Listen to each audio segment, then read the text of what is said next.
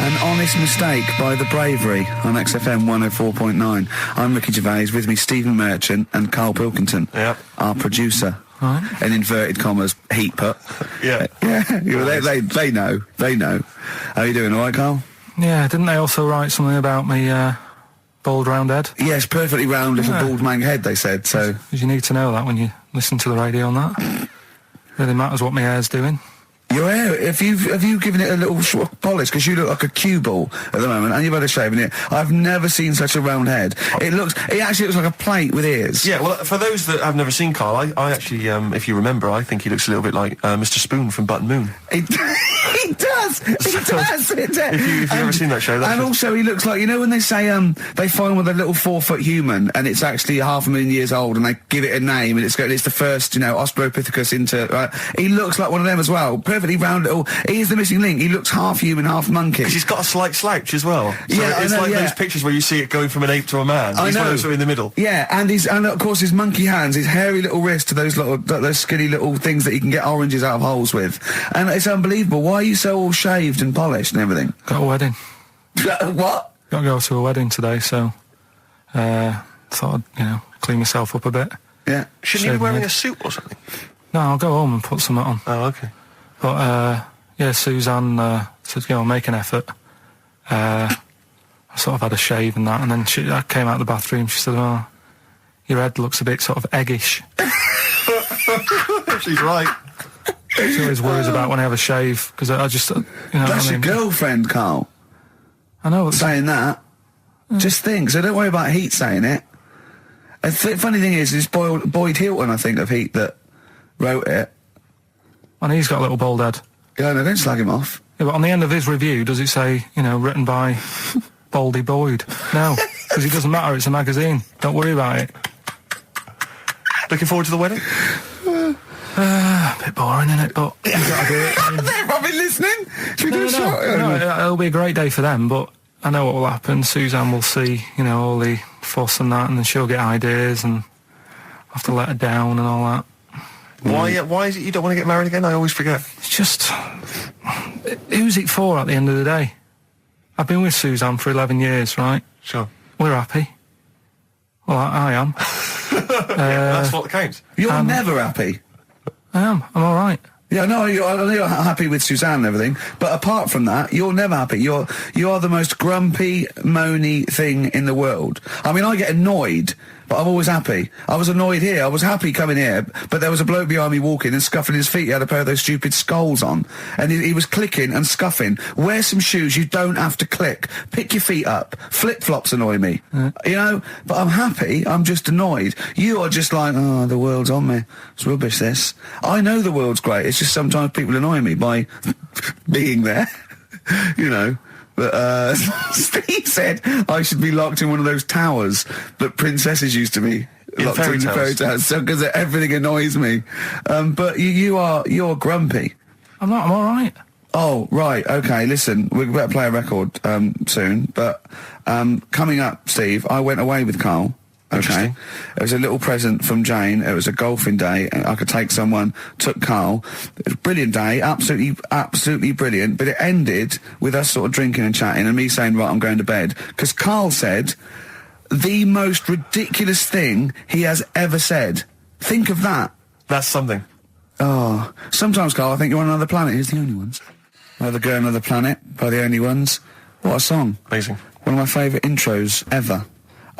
Dr. Fox disagreed with me. His favourite ever was, I think, Money for Nothing, if I remember correctly. Interesting. Yeah, another great tune. Yeah, another great tune. I'm not knocking him. If you'd like to let us know what your favourite intro of all time.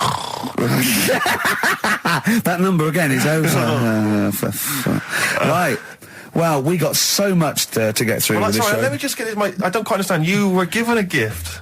And the gift was a golfing day of golf. And for my Christmas present, part of my Christmas present from Jane, a night away, 2 rooms, 2 rounds of golf, dinner for 2, right? But not with her, I noticed. Well, she doesn't play. No, she knew. No, it was a present. They were playing golf. It was a golfing day. She doesn't play golf, so I had to choose someone to take away. It's all right. It wasn't a romantic meal. No, that was my immediate thought. Yeah. Me and Karl just getting in there in the jacuzzi together. It just sounds like an excuse for Jane to have a day off from you. But you don't play golf, Joe. I know. Go. Go. Yeah. Enjoy yourself. A bowling ball with my name on it. So, chose Karl, obviously. We went. It was a great day, wasn't it? Brilliant round of golf, absolutely brilliant. Such a beautiful place in Stoke Poges, like a really posh place. And are you a good golf player? Well, we'll get to that. Oh, okay. Well, he bought the shoes especially for it. Oh, I'd love to have seen him in those little shoes. I know, and they were no good because they were metal spikes. We had to change them. He was annoyed straight away. He spent over £22 on these golf shoes. We hired a buggy that was brilliant fun. I was bombing along, wasn't I? I don't drive, but it was great on that buggy. Well, you've been on a buggy with me, and you were a bit scared. Yeah. What? I nearly killed us once.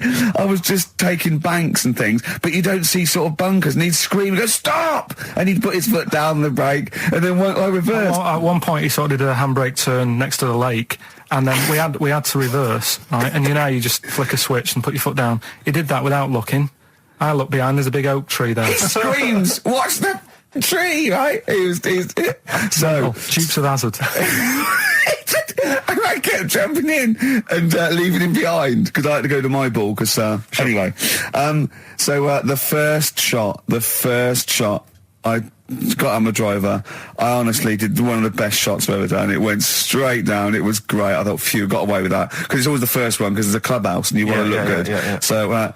He tees up, and I've been saying, buy some balls. He just got 6 balls. I was going, what if you lose me? I won't lose 6 balls, right? He tees up, right?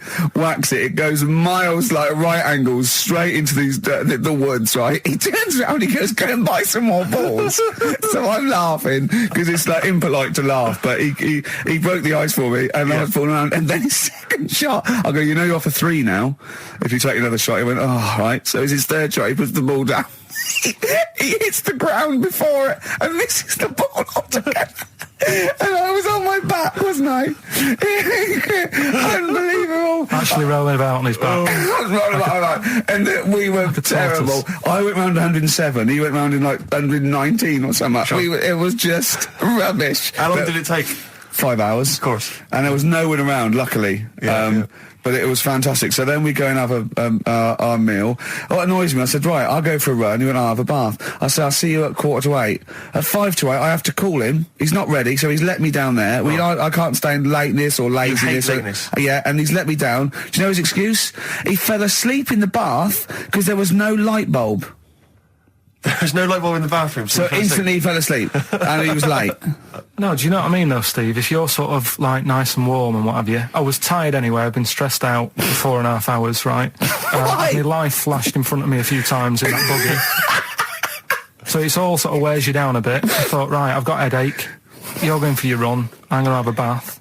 I walk in, put the light on. For some reason it didn't come on, but I thought, it's all right. I'll just... doesn't matter. You can have a bath in the summer, so it's light anyway. Well, there's no windows in the bathroom, so... So you were in the darkness? So I'm in the darkness. I nod off because I'm shattered. He calls up, hassling me. So I said, well, it doesn't normally take that long for me because, I haven't got, like, long hair. I've got a dryer and so I can sort of one wipe. Yeah. He's already 10 minutes late, though, when I called. Well, 10 minutes. 10 wow, minutes. This is late, next. Doesn't matter. Dinner wasn't until 7:15, so we had, like, another 20 minutes anyway, so it doesn't really matter. Yeah, but we said 7:45. So he's calling up, hurry up. So I said, yeah, all right. So I get out and dry and like my tackle and what have you. Calls back again 30 seconds later. No, I don't. I don't like that. You're not going to do that, though. Give it a wipe. 30 seconds later, come on. So I end up going downstairs to the meal area, naked, with a wet shirt on and wet socks. I've got headache as it is. Meant to be a relaxing weekend. But anyway, so we have our meal, which is really nice. Then we're sitting in the bar. I'm having a cigar by the fire. Yeah. Like, we're having a rather nice Pinot Grigio. Yeah. He's there going, I've got an headache. Is this 1955 that you live in? I know, yeah. It's so right. We are knackered because he's not used to work. I've seen him moaning, falling asleep. He's not used to it at all. And you've been on your feet for over half an hour. Yeah, right. So we didn't even walk around the golf course. We had a buggy. Yeah. It wasn't even exercise. So we get onto conversations. Talking about he's asking me stuff about evolution. Tell me that. Why did the giraffe? What's that rubbish about the giraffe getting a long neck? I said, well, it didn't try and get a long neck. It was selected because anyway. I went into evolution for him, and he said, but why would evolution do that? I went, well, you think that evolution didn't do anything. There's not this consciousness, there's not this will that a giraffe has to stretch its neck to reach the leaves. One had a long enough neck to survive and pass it. He was going, yeah, but why did evolution... this isn't. But by the way, this isn't the most stupid thing. This is warming up. This is about 8:45. Sure. Right? He said, "Why didn't evolution make a giraffe good at carpentry so it could build a ladder?" Right. Yeah. Okay. No. All right. Okay. So he's thinking around it. He's trying to pick holes in evolution. Yeah. We get on to, I said, well, things are, I said, we can see the speed of evolution in lower life forms like bacteria, viruses, they evolved. That's why soon we won't have an antibiotic that can kill some certain bacterial strains. And he said, and this is about 11:30, then I said, I'm going to bed, right? He said, in the future, they reckon that you'll be able to wake up and eat a yogurt you can have a chat with. I don't know what that means. Let's put a song on, right? And we'll come back to it. So you're going to explain that? Yeah. You've got an explanation? The Verve and Sonic on XFM 104.9. And Ricky Gervais with me, Steve Merchant and Karl Pilkington. So let's just get this right. What did Carl say? He's just specifically giving those words again. He said, they reckon, and I said, I'm going to bed. He went, no, really? I said, no, I'm going to bed, Carl. There's no point now, because, it's just like you're talking gobbledygook. You know what I mean? I might as well talk to a pot plant. Yeah. He said, in the future, they reckon, I don't know who they are. Sure. I don't know, people who post things on the internet that he reads, I think. The Telegraph. Anyway, complete the sentence. They reckon that in the future you'll be able to wake up. I love it. There's a little scenario, an embellishment, like this little. Oh, hello, darling. It's your yogurt. Hello. You'll be able to wake up and eat a yogurt you can have a chat with. All right. Well, thanks for that, Rick. I'm looking at you. I'm going to throw that over to Carl now. Right. It's when I was away on holiday, right? I got. I don't normally buy the Telegraph because it's too big and that, innit? So, but they were giving it away for free on the plane, so I thought, ding dong, might as well have it. Mm-hmm. And I saw a couple of things in it. I thought that would be interesting. I saw this thing about the future, and it was talking about evolution and what have you, right, which I always find weird, because I always think that maybe we've sort of done it wrong anyway. Do you know what I mean? I sometimes think you can't evolve. By definition, evolution can't get things wrong. Things change, that it's not successful, it can't pass on its genetic material, but if you're around, it's working. If you're around, it's working. Slugs are as evolved as they need to be. Slugs are as evolved as you and me. That's true enough. Yeah, no disrespect, but it works. It works. Sorry, they're around. Anyway, what's your point, Carl? No, I mean, I think we probably would have been better off staying as a fish. Just because there's more water than land, isn't there? Right. And you wouldn't drown. This is why I went to bed. No, I can imagine. I'm thinking of dozing off now. Yeah.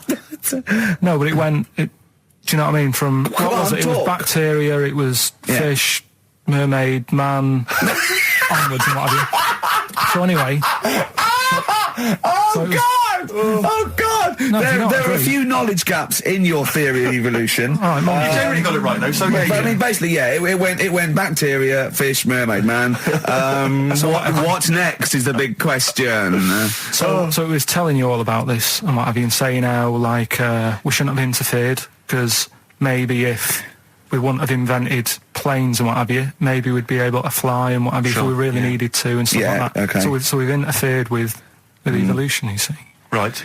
Well, then it was saying, well, what's the future got? Well, yes, in one way we have interfered with evolution. Yeah, the evolution of the human being in society is changing. It's no longer based on the strongest or the fittest, because medical science can keep us alive long enough. People can pass on their genetic material where without this civilization they wouldn't have been able to. So yeah, there are different parameters, there are different pressures, there are different things that say whether we're going to pass on our genetic material or not. Okay, so in that sense you're right. And that, Rick, as far as I'm aware, has led to a yogurt that you can eat and have a conversation with. So this is what it was saying. It was just saying, we're living in mad times and that. There's a lot of weird stuff going on. One of which is... And the fellow was just saying, with computers and stuff like that, the way it is, we'll be able to wake up... Go on. Have a chat with your yogurt and have something to eat. What do you mean, have a chat with your yogurt? Because of the amount of... I mean, you have them yogurts already, those friendly yogurts. Those bacteria-friendly ones, so this is just a really friendly one. Yeah, they don't... Oh, God! I might burst! Do you know what? Sometimes, Carl, I think that we're having a chat with a yoghurt. Do you know what I mean? There can't be any difference. Yeah, but then I'm always reminded that would be more entertaining. That would be more informative. God. XFM. U2, City of Blinding Lights. I'm going to see them next week at Twickenham. Yeah, well, enjoy that. Looking forward to it. Yeah. Thanks again for letting me know about your... old Nobbo and Edge and all that. Now, listen, you just got an email there saying, can you turn up your microphone, Steve? Apparently my voice is a little bit quiet. Carl has to do one thing, make sure we're heard. That's all he has to do. Well, I can hear it. Sounds fine to me. Well, not to the listeners, and that's who we're trying to please. Well, it's one person, so they can't hear. Yes, but we've only got one listener. So if he's not happy, we're buggered. You're allowed to say buggered? Not twice, certainly. Once could have been a mistake. Yeah. Twice, pointing it out is definitely, complaint material. Now, Carl, you haven't told us about your holiday yet. You were meant to do it last week and you didn't. You started on this, but we didn't have time because we had to do monkey news about a monkey who was a director who cared about lighting and stuff. Is there more monkey news this week? Is it as... okay. Is it real monkey news? Did it happen, or is it mostly embellishment in your round little head? It's proper stuff. Yeah. Okay. Good. So holiday. Where'd you go on holiday? Sardinia. Good. Yeah, it's all right. Yeah. Nice food and that. It's important, isn't it? Yeah. And nice beaches and what have you. Excellent. Always like a nice long beach to walk down. Yeah. But so we're having a nice walk, right? You know how nudists do me head in. Sure. Right. Not a problem though, is it?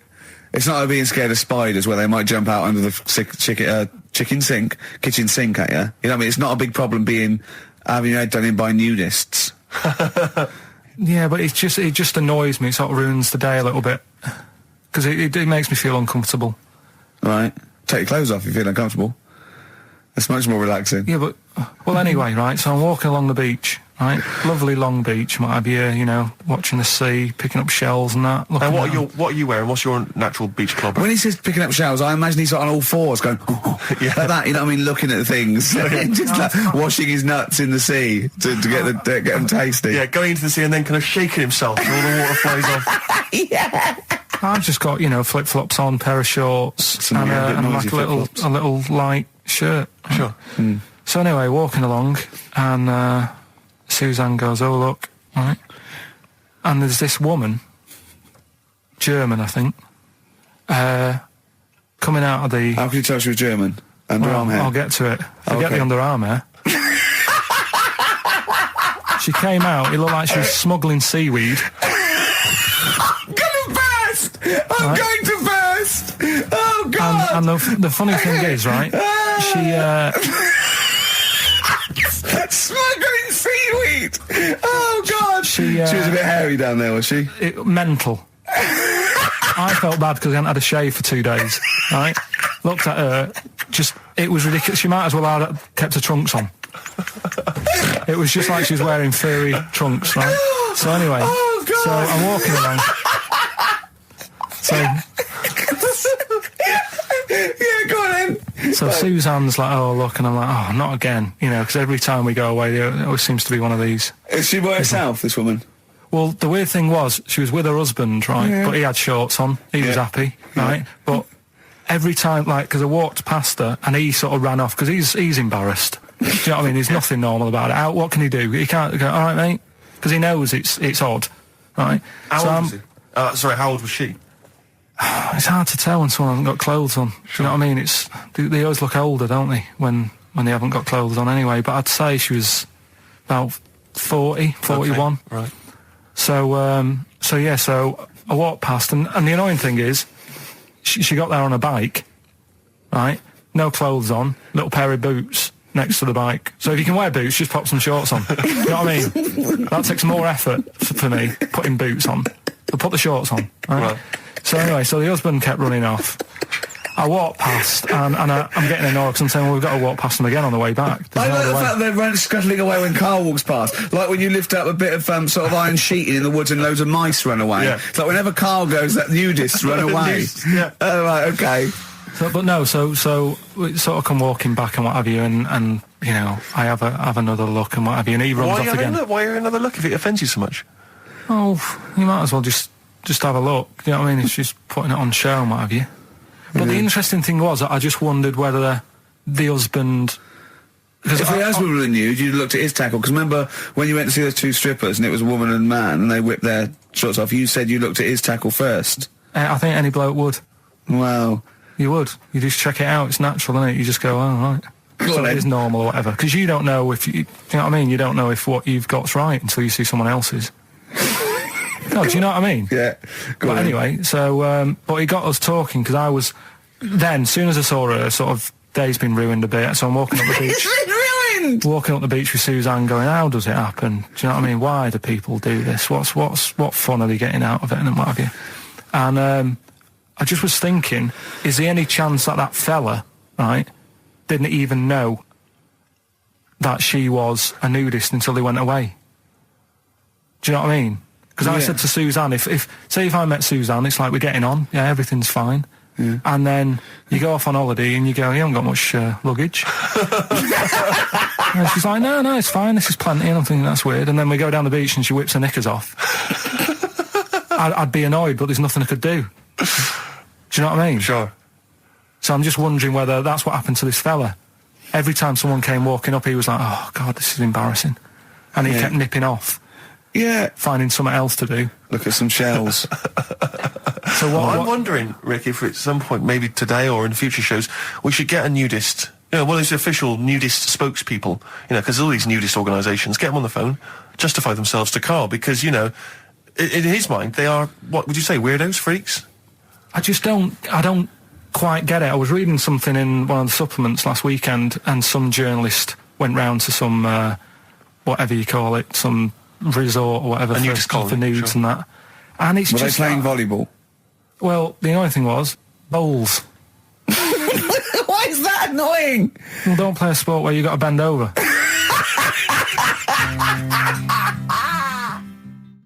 Neil Young from the album Zuma, and that's Pardon My Heart on XFM 104.9. Ricky Gervais, Steve Merchant, Karl Pilkington. We just had a text here that says, and I don't know what truth there is in this, as ever, but John says there is apparently a nude bike ride today in Hyde Park. Now, I can't believe that's the case, because I don't think it's allowed, is it? You can't ride around with your veg, can you? I don't know. Why would you want to? Well, good point. On a bike. On a bike, I like the fact that that's what disgusts him. Do you know what? If we did appeal for a nudist to call in, I'd want a very specific sort. I want a German nudist, a middle-aged man called Helmut. Okay. If there is any, or the closest one to it. So I want a middle-aged man from Germany. If your name is Helmut, you're in. But I'll accept Hans. Karl would be good, wouldn't it? All right. Yeah. I think I'm wondering if the age might. Maybe we could we broaden that Okay, just a German nudist bloke. Right. Could he at least be fat? Can I find a fat German fella? If your name's Helmut, we're going to give you a big prize. Yeah. But, you know, any fat German fella who likes to get his sausage out. Sure. Okay? His sauerkraut. Yeah. What's the phone number? 0871 222 1049. It'd be good just to get an email or a text with a contact on it, and then I can just call them up in the week. Sure. And 83936 is the text number. I don't know what our audience demographic pans out like, Rick, but I'm suspecting that's probably a fairly small fraction of our listenership. I know, but, you know, there must be someone out there, if you know a fat German who likes to get his tackle out, phones are going. Straight away. Just answer it, Karl. Just answer it. Just pot luck. It could be anything. Well, just see what it is. To be fair, it could be a nutter. It could be a nutter. But just say hello. Just tell your turn. It's not straight away. He'll stay there, won't he? He'll stay there. We'll answer it.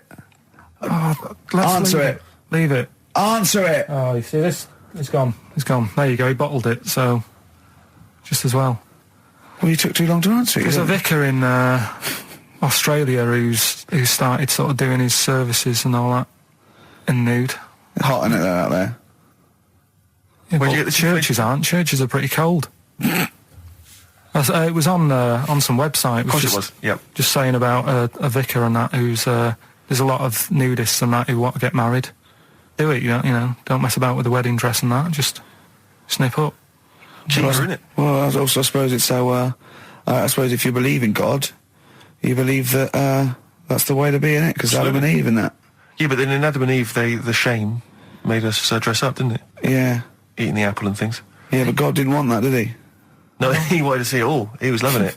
He was having a whale of time getting a life full of all of that, and then the snake said, cover yourself up. Stitched him right up. Yeah. So if you believe in God, which clearly I don't, do you believe in God, Carl? Don't know, I don't really worry about it. It was ages ago, wasn't it?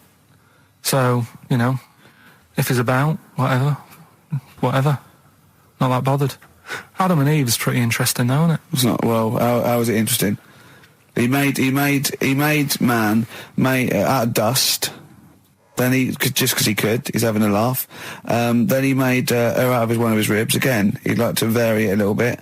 Then they had 2 sons, which gave rise to the entire human race. What was going on there then? What would have happened if they didn't get on? That's interesting. Sometimes with pandas, they don't fancy the other one, do they? They go, well, that's my choice. One. You've brought me one panda from Lisbon Zoo, and I've got to shag that. What if I don't fancy it? What if they bring in a right slapper? Do you think what if it's the equivalent of like Love Island, whatever it's called? It was like Celebrity Love Island. Yeah, and they're going, I am not shagging that slapper. Every panda in the world has seen that dirty old mott in magazines. Why am I meant to mate with it? I've got some dignity. Are you talking about Adam there or Panda? Was that... either is fine, I suppose. No, do you think that Adam had any say? When God was making Eve, was he saying, can make the boobs a bit bigger, would you? And then... I'm a blonde guy, I'm into blondes, really. I mean, I don't know, did he have any input, or was it just... I don't know. Well, I suppose it was one of his ribs. I know, well, he's probably restricted. You go, well, I'm working with a rib, Adam. Give me a break. There's only so many things I can do. Well, he was probably in kind of intensive care, wasn't he? With the whole. They go, well, I can't just keep making the boobs and things bigger because their legs will get short. I don't mind short legs. Yeah, make the legs longer. I don't mind no legs. I don't mind no legs. As long as the boobs are sizable. I tell you what's weird though, Steve. Right? Everyone's heard of like Adam and Eve. Yeah. What's the surname? Yeah, where'd they get their post from? Unbelievable. Now listen, before you play the next tune, we should just, we were trying to mop up some stuff from the last couple of shows, which we haven't dealt with yet. One of which is an obsession of yours, because we're on a radio station, Ricky and I come in, we bring in CDs, music we love, it means so much to us, we adore it. You don't really care about music, you work at a radio station, it's just, I don't care. I do. No, you don't. I do like a good track. I don't like everything that comes out and everyone raves about. Yeah, you thought the iPod wasn't worth it because you named the 5 tracks you'd like. What was it? It was In the Ghetto, Babushka, Living in the City. What was the other one? Killing a Georgie, and there was one other one or something. And you just only like songs with a story. Yeah, but then there's a reason to listen to it, isn't there? Well, no, only story once. going on. No, because you might forget the ending. Listen to it again. Yeah, anyway, you've been listening to Babushka quite a lot, is that right? Because you've really got into your head now, you're trying to decipher the story. When I've been sort of asking for songs with stories, people have texted in, emailed in and whatever, and I've had a couple, you know, last time we did the show. So I've gone, oh right, that sounds interesting.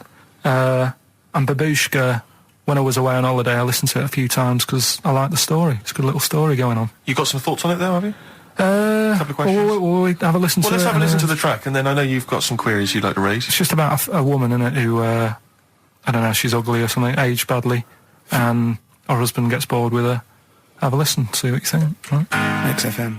You're listening to Magic 105.4. That was all the way back to 1979. Kate Bush, Babushka. So, we would like your suggestions for songs which have stories in them, which may entertain Carl. They could shoot to the top of his list. What do you think of that, Carl? That as a little story there. I like it, but... So she tests her husband. Yeah, she writes him letters. She gets a letter back. It's a pseudonym. Babushka's her pseudonym. It's not a real name. Her real name is Molly Strank.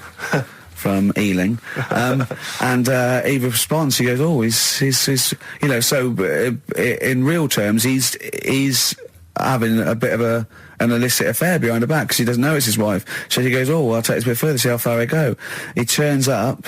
She turns up, he gets it on with her, and he's falling for her because she's acting like she used to act, you know. Was he just playing along with it? Was he like, No, it's not, because they'd have said that in the song. They don't leave it up to... Some people do that, don't they? Well, it wasn't. Kate Bush would have said, and by the way, he's playing along. She'd have given us a clue. He's not. He's fallen for it. She went long incognito. He thought it was another woman. But how much work can you do to yourself to... Say if like, I wrote a letter to Suzanne, right? Saying... She'd know it was you. It'd have egg stains on it. It'd be spelt wrong. No, but... And you'd sign it Karl, crossed out Babushka. I wrote to... I won't pick Babushka. I mean, that's a ridiculous name. That wouldn't have worked anyway. You just get a vision in your head of... I wouldn't have answered a letter from someone called Babushka. It's not the point. If Kate Bush is listening, please call in, because I'd love her to have a conversation with you. I mean, that would be good. Forget Helmut. No, Helmut, you keep trying. A fat German. We want Kate Bush and a fat German. What I mean is, though... Now, wait a minute. What worries me is he didn't answer the last phone call. What if Kate Bush does phone that? Well, if anyone knows Kate Bush, give her a call now. She's probably not listening. She's probably doing yoga or something, I imagine, or making a lentil soup, or maybe just like repotting some plants, right? Or practicing piano, right? But if anyone knows Kate Bush, got a number, call her up now. Say, tune into XFM. There's a little bald mank fella wants to talk to you about Babushka, right? But how much? But Helmut, don't worry, you'll get your chance. The phones are going. That could be Kate Bush. Don't worry about it. That could be Kate Bush. I know for a fact it isn't. Okay, answer it. XFM. Half Light by Athlete on XFM 104.9. Ricky Gervais, Steve Merchant and Karl Pilkington. Karl, right. 2 o'clock. Let's get Rockbusters rolling. I should just, if people aren't familiar with Rockbusters, then someone has actually sent in one of their own to test Karl. They've used, I think, the same principle that Karl has, which is, utterly random. Yeah. As you said before, really just trying to think of something that he might be thinking of. Sure. So I'm going to... I mean, she's done it quite coherently, but I'm wondering if I should sort of say it more as Karl might say it, just slightly less... More different every time. Yeah, slightly less coherent. So, Karl, this is one for you, all right? Go on. It's Sunday morning. I'm just... I'm in bed, but I don't sleep, but, like, Hollyoaks is on, the omnibus, I'm just watching that, I go and make a lovely cup of tea, in the bed with Suzanne, aren't I, having a cup of tea. What's going on there? Just watching the telly and that, but hang on, I haven't got anything to dunk in me, in my tea. I haven't got anything to dunk in my tea, have I? I haven't got anything to dunk in there, and I'm just having, what am I doing? Is it LB? It's LR. Oh. LR. So... have a think about that one, Karl. I think I know it. Yeah? Do you? Go for it. Go on. Is it Lionel Richie? It is Lionel Richie. What's your logic? Sort of lying in, lying ill, and it's like... No rich tea. No rich tea. Yeah. No biscuits, no rich tea. Lying, no rich tea. Lionel Rich tea. Lionel Richie. It works. It's just as coherent as one of yours. What's that? We've done one a little bit like it. There's nothing wrong with that. I cannot believe you got it. That's a taster. I cannot believe you got it. I might not have got it without the initials, but that's why we chucked them in, just to help you along. Right? So what have you got for us this week? We've got 3 of them. Oh, by the way, don't bother calling in Kate Bush, because Karl doesn't want to answer the phones. He says Kate Bush is not going to call, so it's all going to be nutters. So we apologise. He's got one thing to do. He didn't even get the sound right, because someone was complaining about they couldn't hear Steve. He's got to do Monkey News, which is always twaddle, and he won't even answer the phones now, so I don't know why he gets paid. He takes off Mondays, because he works Saturdays. He gets paid for Saturdays. He takes 5 weeks holiday a year. Not off Mondays and he moans. Not off Mondays. Wow. Right, what have you got for us? Right then, the first one. There's a vehicle that sells kebabs. Right? There's a vehicle that sells kebabs. Initial B. Right? B. Right. Right? Have you worked that one out? Of course I haven't. Right, the second one. You're asked if you want that bit of the egg. You what? You're asked if you want that bit of the egg. You think about it, but we sort of decide against it. Again? What's going on there? You're asked if you want that bit of the egg. You think about it, but you go, nah, go against it. Right? I've got it. Is initials W or Y O? Yeah. Got it. Right, so... Okay. Yeah. That one works. Right. No, it doesn't. No, it doesn't. And the last one, I don't think this burger will catch on. I don't think this burger will catch on. Yeah, and the letter there is M. So you just text or email in with the answers and win some stuff. What have we got? We got some prizes. We got another box set of the League of Gentlemen. This is instant gratification, but you go into a draw for something bigger. So what have we got today? Yeah, well, today this is what you're taking home today. You've got the League of Gentlemen, the complete collection on DVD. That's worth having, definitely. We've got Catterick, which is the current Vic and Bob show on BBC Two, which is good. The Aviator, the award-winning Leonardo DiCaprio, Martin Scorsese biopic, and once again Ladder 49. We're giving that away again, are we? Yeah. Apparently we got. Did we get a job like those? Have we? We got loads of them. We got boxes of them, stacks of them. Oh, excellent. So email in if you just want a copy of Ladder 49. I'm sure we could dig one out for you. yeah. Or phone in, because Karl does not answer the phones. Right. And remember, the winner goes forward into the chance to win the big prizes, the signed Homer drawing, the signed Nigel Tufnell poster. And you go to rickygervais.com and see Matt Groening actually drawing that to verify it. Bit of Lloyd Cole won't. Never anyone has it? Has it? Lloyd Cole, Impossible Girl on XFM 104.9. Wow. Rick, I'm just reading an email we've had, and it is indeed true. Scores of naked cyclists will be wheeling around London today in a mass protest against oil dependency. The World Naked Bike Ride will see the arresting sight of up to 200 daring riders bearing all in their cycle past some of the capital's most famous landmarks. Have they got to wear an helmet? Are they against wearing a helmet? Well, I think they're trying to make a statement, I would imagine. I don't know. Well, they don't have to wear a helmet. It's not law to wear a helmet on a bike, is it? It's for your own safety. It's sensible, you're right, yeah. Well, it's also sensible to just pop some pants on. Pop some pants on. Are you going to be popping down there and cheering them on? I'm not going anywhere near it. What are they going against? What's the problem that's going on? Oil dependency. I think, generally we're consuming too much oil, aren't we, in the world, and it's going to run out one day, and we've not got any alternatives. Talking of campaigns and things and that, did you see Sir Bob on Jonathan Ross last night? Sir Bob Geldof. Sir Bob Geldof. Yeah. Are you going to walk to Edinburgh or sail to France, Karl? What do you think of all this? The G8? I think it's good that, he's doing some stuff for the world and what have you, but probably won't bother. No. Having a walk. What do you make of all this campaigning? He's dedicated his life to this now, hasn't he?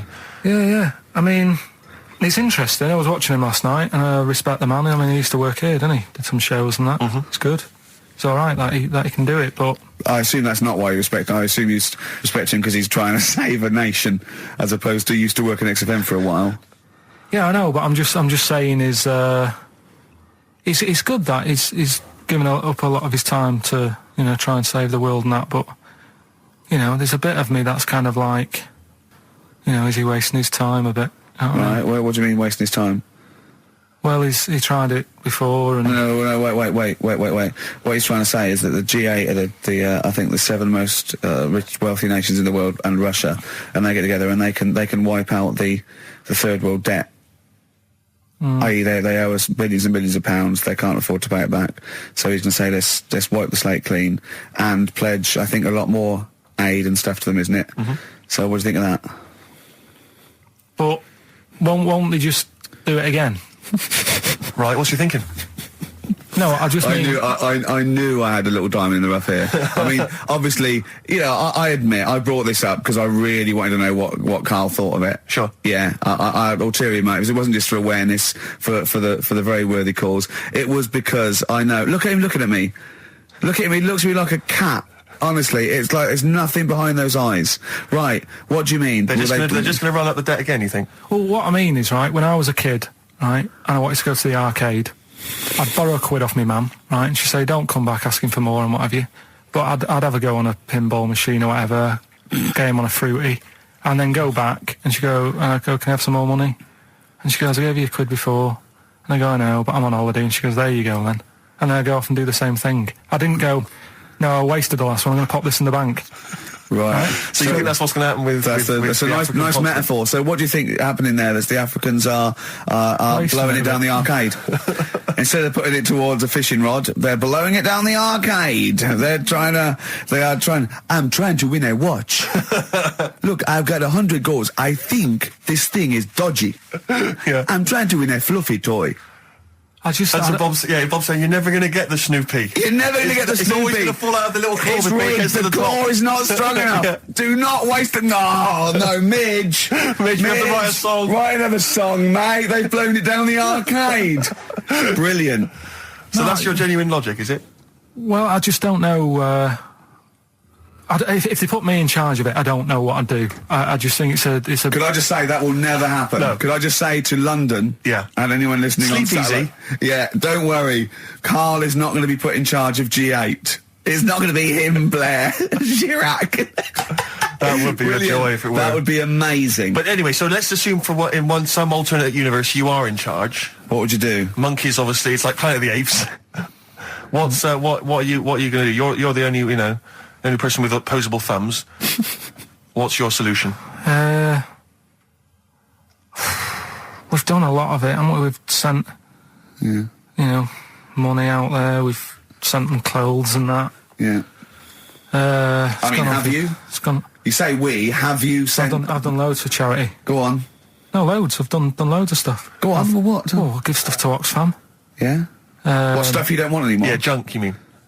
Well, yeah, but it'll be all right for them. I mean, I said to you the other day, like when they collect clothes for over there, I don't know, none of my stuff's going to fit them well. But the thing is, I do loads of charities. I do loads of things like. Go on. I pay for tools. I do that thing, a monthly payment of £5, paying for toolbox and that for someone out there. I help old people, which I'm going to stop, to be honest. Why? Because do you know this thing I do, Steve? Right, no. This is a £5 a month as well, right? I got stopped in Leicester Square one day. They said, there's a little old woman somewhere. She's cold. Are you going to help her out? So I was like, why me? Right. So anyway, they said it's easier if people look after one old woman, right? So why me? I've signed up to look after this old woman called, I don't know, call her name June or whatever. It doesn't matter. So it does to her, but go on. So anyway, I'm paying this £5 a month, and the first £5, first time I paid it, I got this thing in the post, right? And it had, thanks a lot, Karl. You're looking after June. Here she is, here's a little picture of her, and she's sat there, what have you, with a cardigan on and stuff like that. Every £5 you pay, it'll be cheering her up, and, look after her, pay for her food and what have you. So, for a bit, you feel good, don't you? And you think, well, I've done my bit for the world. Anyway, 2 months later, get another package, right? Picture of June in there again. She's got a tan. So he's saying you're paying to keep her warm. No, they meant a week in Mallorca or whatever. And this is what I mean. People if they can get away with it. So whilst Geldoff's there every year or every couple of years, going, let's do this for them, let's do that. I tell you what, I wouldn't get off my arse if I was over there. But that isn't having a go. I don't know where to start. That isn't having a go though. What do you think? So what do you think? You think they're going? Don't bother getting a job or anything. Geldoff will be here, like Geldoff will be. It's June. I don't know. It's difficult, isn't it? It's difficult. So you think Sir Bob should just wash his hands of the whole affair? You think it's a complete waste of time? Is that what you're saying? That you should just leave them to it? Just leave them to it, let them sink ever more into debt, ever more into hunger. You just think that should just carry on? Do you know what I think he's saying? I think, now, I'm not putting words in your mouth. Are you saying they blew the last lot we gave them, they've got to learn a lesson? Is that what you're saying? No, I'm not going to say that. I'm not going to say that. Is that what you're thinking? No. What are you thinking? I'm not thinking anything like that. All I was thinking is about this gig, it might have been better to do it, like, rather than, I don't know, ruining a grass field in Edinburgh and that, do it out in Africa, right? Get people out there, get the tourists up, do you know what I mean? Get a load of people out there. They've got loads I don't reckon he's going to get people to walk to Edinburgh. I very much doubt people are going to fly to Addis Ababa to see Coldplay. Cheap flights and what have you. Right. Hot dog stands and that, locals will love that, right? Job done.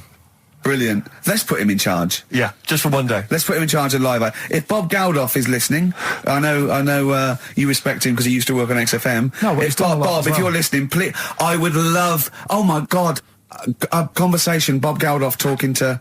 Forget Kate Bush. Forget That would be amazing. Can Bob please call in and speak to Karl? No one call except Bob, so we know it's Bob calling. Right, get on the phone. What's the phone number? Can't we talk to him next week? he might be busy next week. No, he's got stuff to organise. Don't worry about it. Don't worry about it. We can talk to us next week. All right? I'm not going to go. I'll go through the phones. It's mental. Play a record. All right, what we're having? Bit of Killers. Yeah. The Killers. Somebody told me on XFM 104.9. Tell you what. Talking of starving, I went to what is meant to be the best restaurant in the world on. Wednesday. Yeah. Sure. You must be famished. Well, Jonathan Ross booked a table there. It came out. I think he's been trying to get there for a while, and I think there's a waiting list and everything, right? And he's got over here. You're walking straight in. He's walked straight in with that. Yeah. Me and Jane went along with him and Jane to the Fat Duck in Bray. As it was voted the best restaurant in the world. Okay. Right. And it was incredible. I mean, it's across from the restaurant and sort of Barnum. They, just incredible food. But all the way there, I'm thinking, well, I can't eat stuff in normal restaurants. I don't eat red meat. I'm squeamish about things like seafood, anything that's got too many legs, or was a crustacean once, or feeds on worms. I knew that one of their signature dishes was snail porridge. So I'm thinking, I'm not going to be able to eat anything here. So I was thinking, I had something to eat before I went. And I was thinking, they better not have mucked around the bread, right? Got there, beautiful. And it was really quite fantastic. And I let them know straight away, that I was a Philistine, and they really accommodated me. I didn't have the snail porridge. They put mushrooms in my snail porridge, which was more of a risotto, and there's tasting menus and that, and it was really fantastic. But Jonathan, halfway through, on the way there, I don't like travel well. On the way there, he actually phoned me and said, "Why are we taking you to this restaurant?" Good point. Very good point. They know, even if I go around there, they cook me sausage and mash. Yeah. Or, do you know what I mean? Well, you have the palate of one of those kids from the Jamie Oliver school dinners programme, they've got the lovely Jamie Oliver cooked, kind of ratatouille, but they're going for the sort of chicken Twizzlers. What's wrong with chicken? I love chicken. I like the chicken I can eat. I'm squeamish about red meat. There's nothing it's a mixture of, it's not morals. There's only one thing I don't eat morally, that's veal. But the other thing else is just like, if it's got eyes and legs and things sticking out of it, or but it hasn't got eyes and legs, things sticking out of it. What are you talking about? I mean, it just infuriates me. I actually got to a point now where I refuse to eat out with Ricky, because I can't, it just sucks the life out of me. It actually makes me depressed. I can't enjoy the experience. If you go to an awards do, they bring out lovely food, 3 courses, always and lamb. You're whinging. You're always salmon, whinging. Which is hardly cooked, followed by lamb. Lovely bit of lamb. Who doesn't think lamb is the best of all the meats? Oh. And you whinge, you complain, you look at Jane like a little boy who's like, "Oh, Mum, why have you brought me here?" You are just... and I tell you, and I put it at the, I don't want to, badmouth people, but I suspect it's your family. I suspect it was your upbringing. I imagine, that if I came to your house, late 60s, early 70s, came round to your place in Reading, it would have just been the smell of chip fat. Always just on. everywhere, Chip pervading, just one of those chip fat fries that's just, like you say, constantly, 24 hours a day, I used to eat just bubbling away. I used to eat beef and pork and that, and I used to have to, eventually, when I was getting sort of squeamish and getting older, I'd make her burn it so much that it was just like chewing on a piece of leather anyway, where I couldn't stand the sight of blood or something. A salad in your house would have been I'll tell you what, a pickled onion and a packet of crisps. No, a salad in my house, right, was when it was summer, we were out in the garden, lovely salad, grated cheese, grated egg, 2 bits of beetroot with your leaf, a pickled onion, and a packet of crisps. And that was a salad. But now is that? Do you agree that is probably the reason why you've got this palate? And I don't even. It's not even a palate. That's too nice a word to use for it. I've got more squeamish as I've got older, because I say I used to eat beef and pork. What do you mean squeamish? I don't understand what you mean. Squeamish. If I suddenly think about it, I can eat like it has to be blasted. It has to be unrecognisably an animal. You know what I mean? I mustn't see a bit of pink or a bit of fat. So if we were in biblical times, and you're there, and Jesus Christ has just fed 40,000 with some fishes and some loaves, you'd be going, "I'm not into the fish, JC." I say take the head off, really cook it, take the skin off. I can see a bit of spine. And unless that bread is mighty white, I'm not interested. No. Yeah, but the thing is, what he hasn't said is, he gets frustrated because we have to go from restaurant to restaurant for something I can eat. But the reason we've only got about 3 restaurants to choose from are that because he doesn't want to spend more than a £5 at lunchtime. At lunchtime? If I was going out of an evening, you'd spend a decent amount of wallop. But lunchtime, Would you? You'd be happy to spend 20 quid on lunch. Imagine that every single day.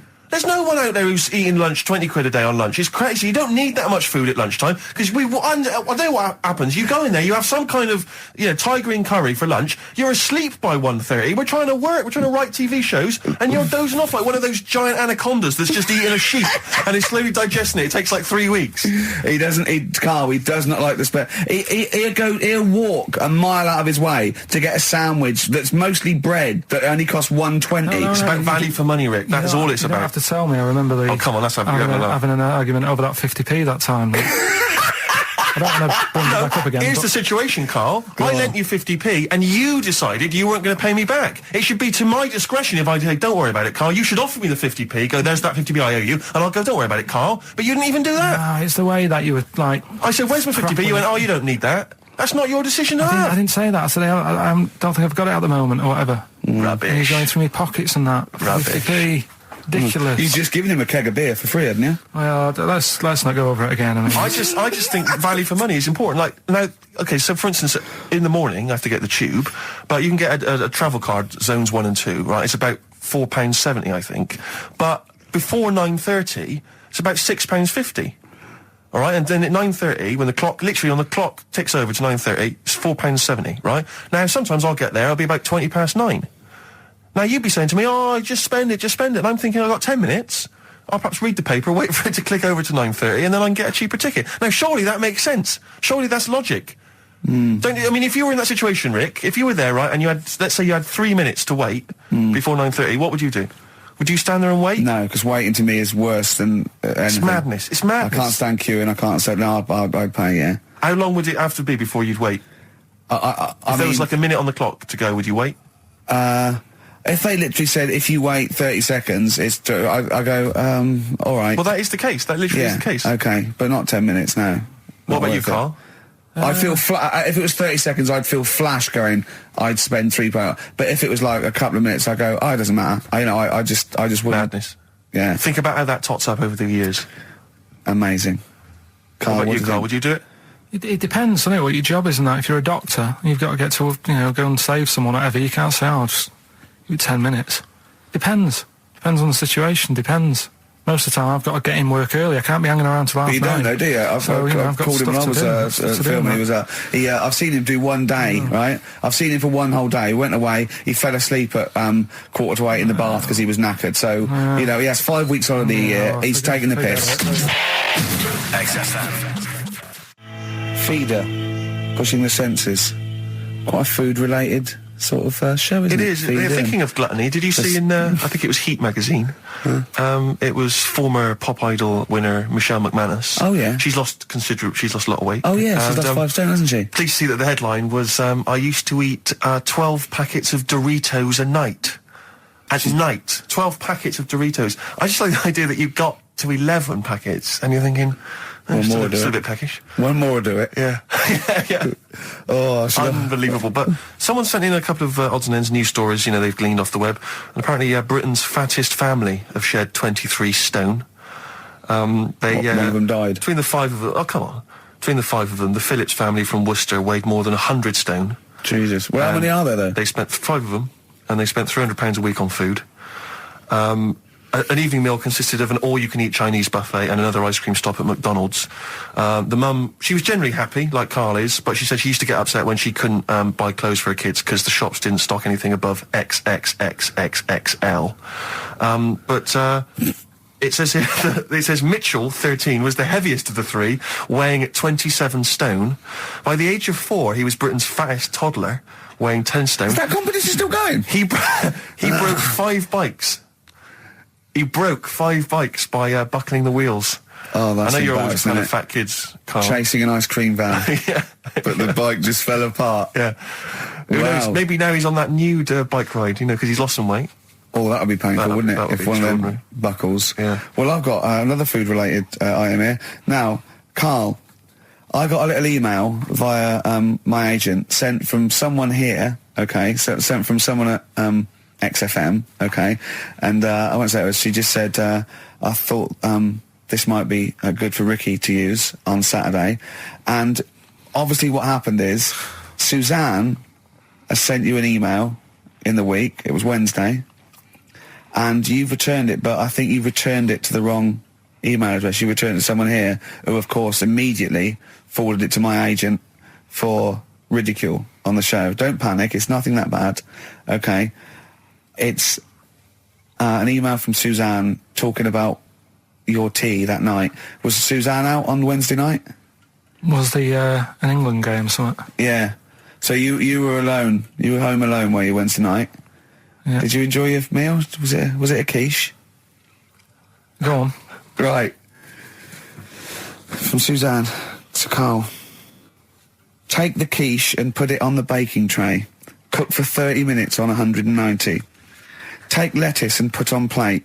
Take 3 tomatoes, wash and chop into quarters. Place on lettuce. Take an avocado, chop in half. Remove the stone. Peel skin and slice. Place on salad. Put salt and pepper on and a dribble of olive and balsamic vinegar dressing. Right? In brackets, small bottle behind the cafetiere.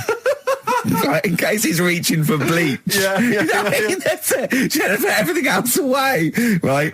Then sprinkle a smidge of parmesan on top. Remove quiche from oven, cut into quarters and put on plate. Eat. Oh, wow. Does she have to do that every single time she's out? No, it's just that I'm not that good at cooking, right? And to be honest, that was a lot of hard work. I didn't bother warming it up. And I did without the avocado. Why? Too much messing about. He didn't even do that with instructions. It was too much. But yeah, I'm not that good at cooking. And Did you That's not cooking though, is it, Karl? That's heating up a slicing. quiche. That's cooking it is making the quiche. Yeah, but I'm just. Could you have figured that out if she hadn't left that note for you? Why did she have to tell you what the olive oil and balsamic vinegar was? Because I've put sort of cooking oil on my food once, and I said, oh, it's a bit. It's ever since, right? Years ago. I'm gonna die. Years ago, leaving Mr. Magoo at home. It was ever since I put sausages in the toaster that. What do you mean? I nearly set the flat on fire. Because do you know, like when you're grilling food in a pan and all that? Yeah. Sort of sausages spit and it goes everywhere, doesn't it? And it makes everywhere greasy. In the toaster. So I thought, well, just want to warm them up. Yeah. Bung them in the toaster. Yeah. What happened? And she sort of caught. They got stuck and they sort of caught on fire. I imagine. She came in just as I was sort of plunging it, and Marty came in from work. Said, "What are you doing? I said, I'm in sausages." Well, the oven isn't on. I know they're in here. What, you turn it off? Panicking and that.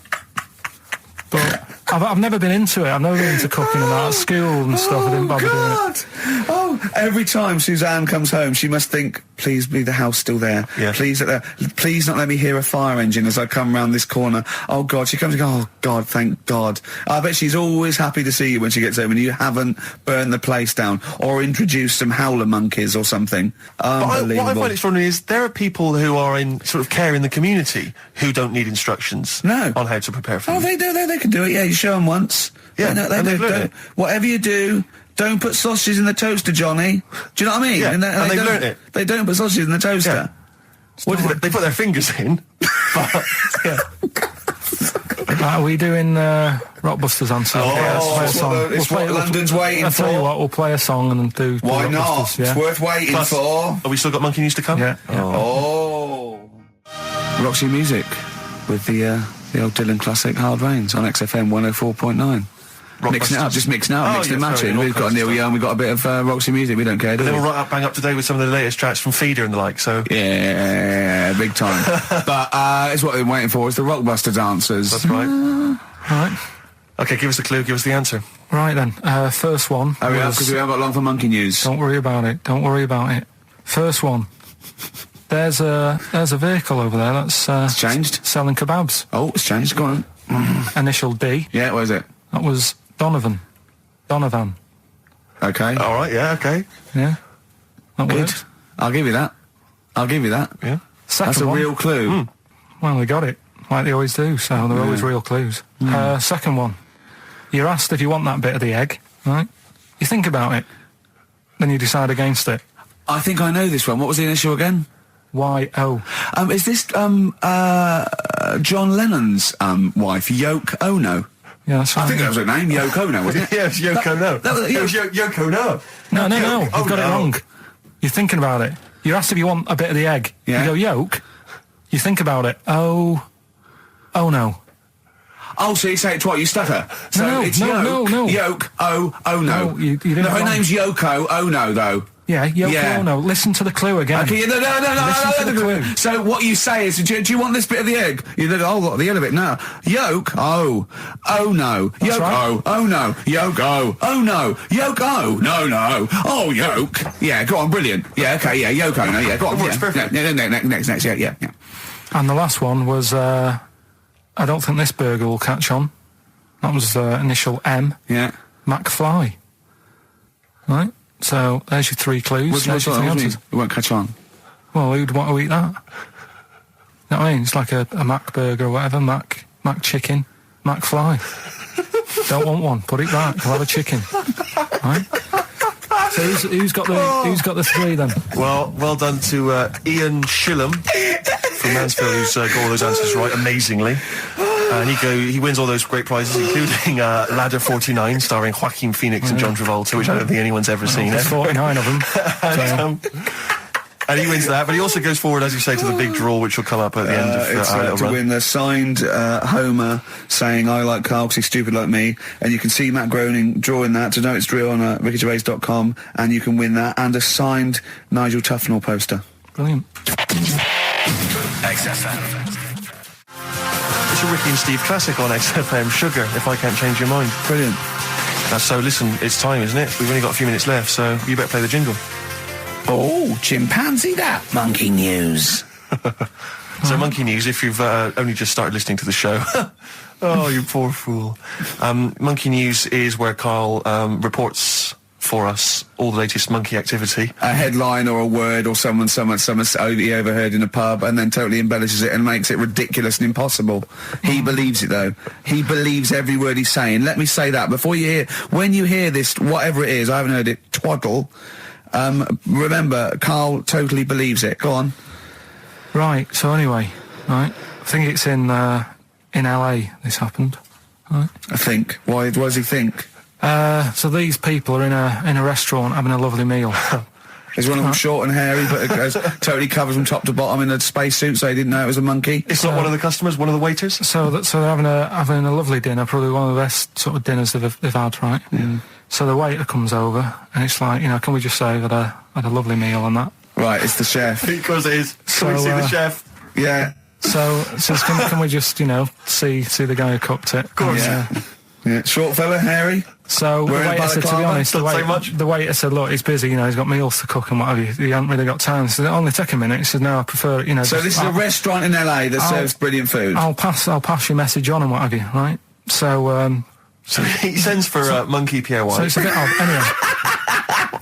So they go out, right? They go out to the car and they notice the kitchen door's open. Yeah. Right? Yeah, of course they do, because they're going to discover something that I don't know. So they're going to just out of interest, where did this chef train before we see him or reveal, what he might look like or like to eat? Anyway, so they pop their head in and think we'll just nip in and go, love fruit salad or whatever. Yeah. So they stick their head in. We better see the human chef. You never guess what? Go on. Monkey stood on a chair, right, cooking veg. Right, so anyway, they're like, what's going on here? What do you mean? What do you mean he's cooking veg? What is he doing with it? Well, he's stood on a chair by the cooker and he's chopping stuff. Oh, he's chopping as well now. He's just embellishing it, yeah. It's got a little, he's got the bosses in there. They're like a bit shocked. So he's a bit panicking because he's got this monkey working for him. So they say to him, what's going on here? We didn't know this is what's going on. Why have you got a monkey cooking stuff? So he said, well... Incidentally, a monkey, I should point out, who probably doesn't need instructions from its girlfriend. Oh, forget it. Lou Reed, with a little help from David Bowie there in the background. Satellite of Love on XFM 104.9. I'm Ricky Gervais, with me Stephen Merchant and Karl Pilkington. Now, Steve, you know how Karl won't do anything outside his jurisdiction. He moans about stuff. He's got one job. We're doing about 5 things in the week. Always plate spinning. We just turn up and he's always available. He moans about it. He goes, oh, lucky you caught me, right? He's chatting. He's one of those people that, whinges enough and people think he's overworked, so he got Mondays off, right? He's just a whinger. Yeah. I haven't got Mondays off though, have I? Yeah, well, anyway, 2 hours on a Saturday. This is what the phone message he left me Wednesday on my mobile. But I just is chatting about certain things that are going on at the moment. What he does need to know. Duncan, who mentions, is my agent. And, you know, you understand a few other things. But this is the sort of message I get from Karl, right? Whinger. Old messages. Alright, 12:10, Wednesday. Just getting loads of people calling me all the time about shit. Yesterday, DVD's signing for BBC London. I don't work there, but I've been dragged into that. I've got a woman on leaving a message from Talk TR going on about, do you want to go and see Pop Idol again? Right? They're just saying you and some listeners can go, so I'm sure you'll love that. I've got Jim Benner wanting you to introduce the tin buckets at the Astoria, so can you just let Duncan know that I'm doing his job whilst he's sat on his arse with his thumb firmly up his arse? Can you let him know that I'm running around like a here sorting shit out for you? Alright, see you later. Message left at 12. Do you know what I mean? I know, but that's the kind of phone message he's leaving. Do you remember who he was before you... But he's even annoyed that he gets a phone call. I remember he got a phone call for you to do a voiceover and didn't pass it on. You missed a voiceover. That was thousands of pounds. No, I did pass it on, though. I told you. You said someone had phoned. Yeah. That's not good enough. But who's that? Well, she didn't say, and I didn't ask. But of course she said. She didn't say. Rubbish. So you didn't take the number down? She went, oh, can you tell Steve to call me? And you went, yeah. Yeah, well, I just thought you'd know her already. I should have known. It was a woman, so I should have known. He's having a go, you see? Unbelievable. I don't know how it's come back on me. You're the one who was picking on it. Yeah, exactly. I'm saying. I'm defending. Why is he having a go at you? He never picks on Ricky because he knows you are his bread and butter. Seriously, do you know what I mean? The only reason he's got Mondays off is because you're still doing this show. Yeah. That's why he's scared of you. That's why he has a go at you on the phone, but he always picks on me because he knows, I'm a pushover, I'm a nice guy. He's scared of you. I can't believe I don't know how it works. Is that true? Steve, I'm always sorting you out. I look after you. Sorted you out with tickets. I sorted you out with lager out. I got you today. Why are you picking on me? What do you mean you're sorting out tickets and lager? What's this? Right, whenever you want tickets. Yeah, sorry, I don't want to use this as moaning time and that because I don't like to moan. I'm busy and that, right? I've sorted you out tickets for gigs. Yeah. Right? What somebody doesn't even turn up to. Yeah, we won't even go on about that, right? Lager. He got sorting out the Cure, he complained it was boring. Yeah. There was that big drum of lager that you had, and you said, oh, put that in your room for me, because I don't want to carry it home. Right? Lazy. So I said, all right, then I'll put it in my room. It goes missing, it gets nicked. Then you have a go at me because it got nicked. Yeah. I get you another one. You make me carry it around town for you for half an hour, then you say, oh, I can't be bothered taking it home. Can you take it back to work for me? Yeah. But interestingly, this is like a year ago, so it's obviously still pressing on you. Oh, hang on, and I forgot the one when we had an argument over 50p. When I went out for a coffee. You didn't want to give me 50p back that you owed me. That was the same day you'd given him about 40 quid worth of lager. But see, this is my problem. This was my point at the time. It's not the 50p in terms of money is not what's important. The fact that you think you don't have to give me money back because it's only 50p, that was the point at stake. It's me who makes a decision. Oh, don't worry about the 50p, not you. It's only 50p. I'm not going to give it to you. Do you know what I mean? There's got to be rules, otherwise it's chaos, Karl. Come on, mate. All right? I don't want to fall out about it. No, that's not all right. Should we kiss and make up? Do you want that? Do you want to do It's that? all right. Yeah. Well, should we play a little record and come back to this? Because I can't believe it started with you slagging him off, Rick, and I've ended up as the monster. I know. Bit of R.E.M. Yeah. Out of Time by Blur. Luckily, we're not out of time. Got another hour and 25 to go. So it's not over yet on XFM 104.9. I'm Ricky Gervais, with me Steve Merchant and Karl Pilkington. We've had quite a lot of emails, as ever, Rick. I should just say, because we're very lazy. It's a much listened to show. We're very lazy people, and we rarely reply or read out the emails. But I never read the emails. Absolutely so never I rely, if I haven't replied to them, or my mail, Steve opens my mail and reads my emails. So if I haven't replied, it's just because he hasn't passed it on to me. Yeah. Okay. But I haven't passed it on to you because I know you'll never reply. Sure. So, I'm just cutting out that. But I just want to say thanks for the emails. We do read some of them, and we do appreciate the fact people send in jokes. I appreciate it. I love it. As long as I don't have to do anything towards it. Sure, we had an email from Jack. He just said he missed the last 2 weeks' shows. Has he missed anything? Not really. No, it's the same stuff. Same old I think last week Karl was having a go at Chinese people not aging well. He had a go at the gays, and he came up with a ludicrous story about a monkey that was impossible. Yeah, exactly. So I don't think Jack's missed much. Go on. No. We've just had an email from the Pringles people. Oh, right. Good, because it's finally started to happen. I hear these stories about people getting given cars and Armani suits and trips abroad, and we haven't had no, but finally people are starting to, realise what we're doing, our impact on society, and we've got a whole box of Pringles sent to us. Not on those little tubes, the proper tubes, the foot-long tubes. Yeah. So... and what have they said? Well, the Pringles guys want them said, back. No, they've said they like the show, and if you want more Pringles, give them a call and they'll send you more Pringles. More Pringles. Yeah. I bloody love Pringles. Yeah. Pringles are... The thing about Pringles is, they're Moorish, right? Yeah. But how would I put it? You know the sort of thing when I open them, and by that when I pop, right? Yeah, I have to eat the. Well, okay, how can I put this? When I pop, I can't stop. What do you mean? I don't. Well, when I pop them open, I can't stop eating them. Right, when you pop, you can't stop. Yeah. I think that's because of the chemicals. I think that might be the reason. But they're good chemicals. They're good chemicals. They're the best chemicals. Pringle chemicals. They're not bad chemicals. Lovely. Like using chemical warfare. Yes, I want some more Pringles. Bob Dylan, It's All Over Now, Baby Blue from 1960 something. Bit of trivia for you, Steve. Go on. That is the last record we ever played on the old XFM before we were fired. I bet that was a moving moment for about 8 people.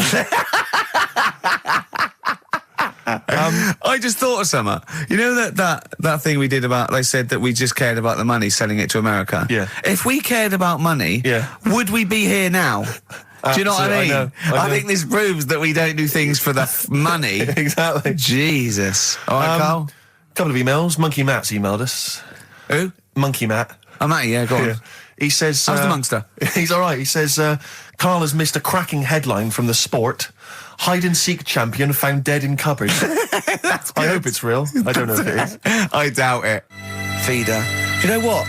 I'm annoyed at now, right? We've got another ad break coming up. How many ad breaks have we had in this show? I know.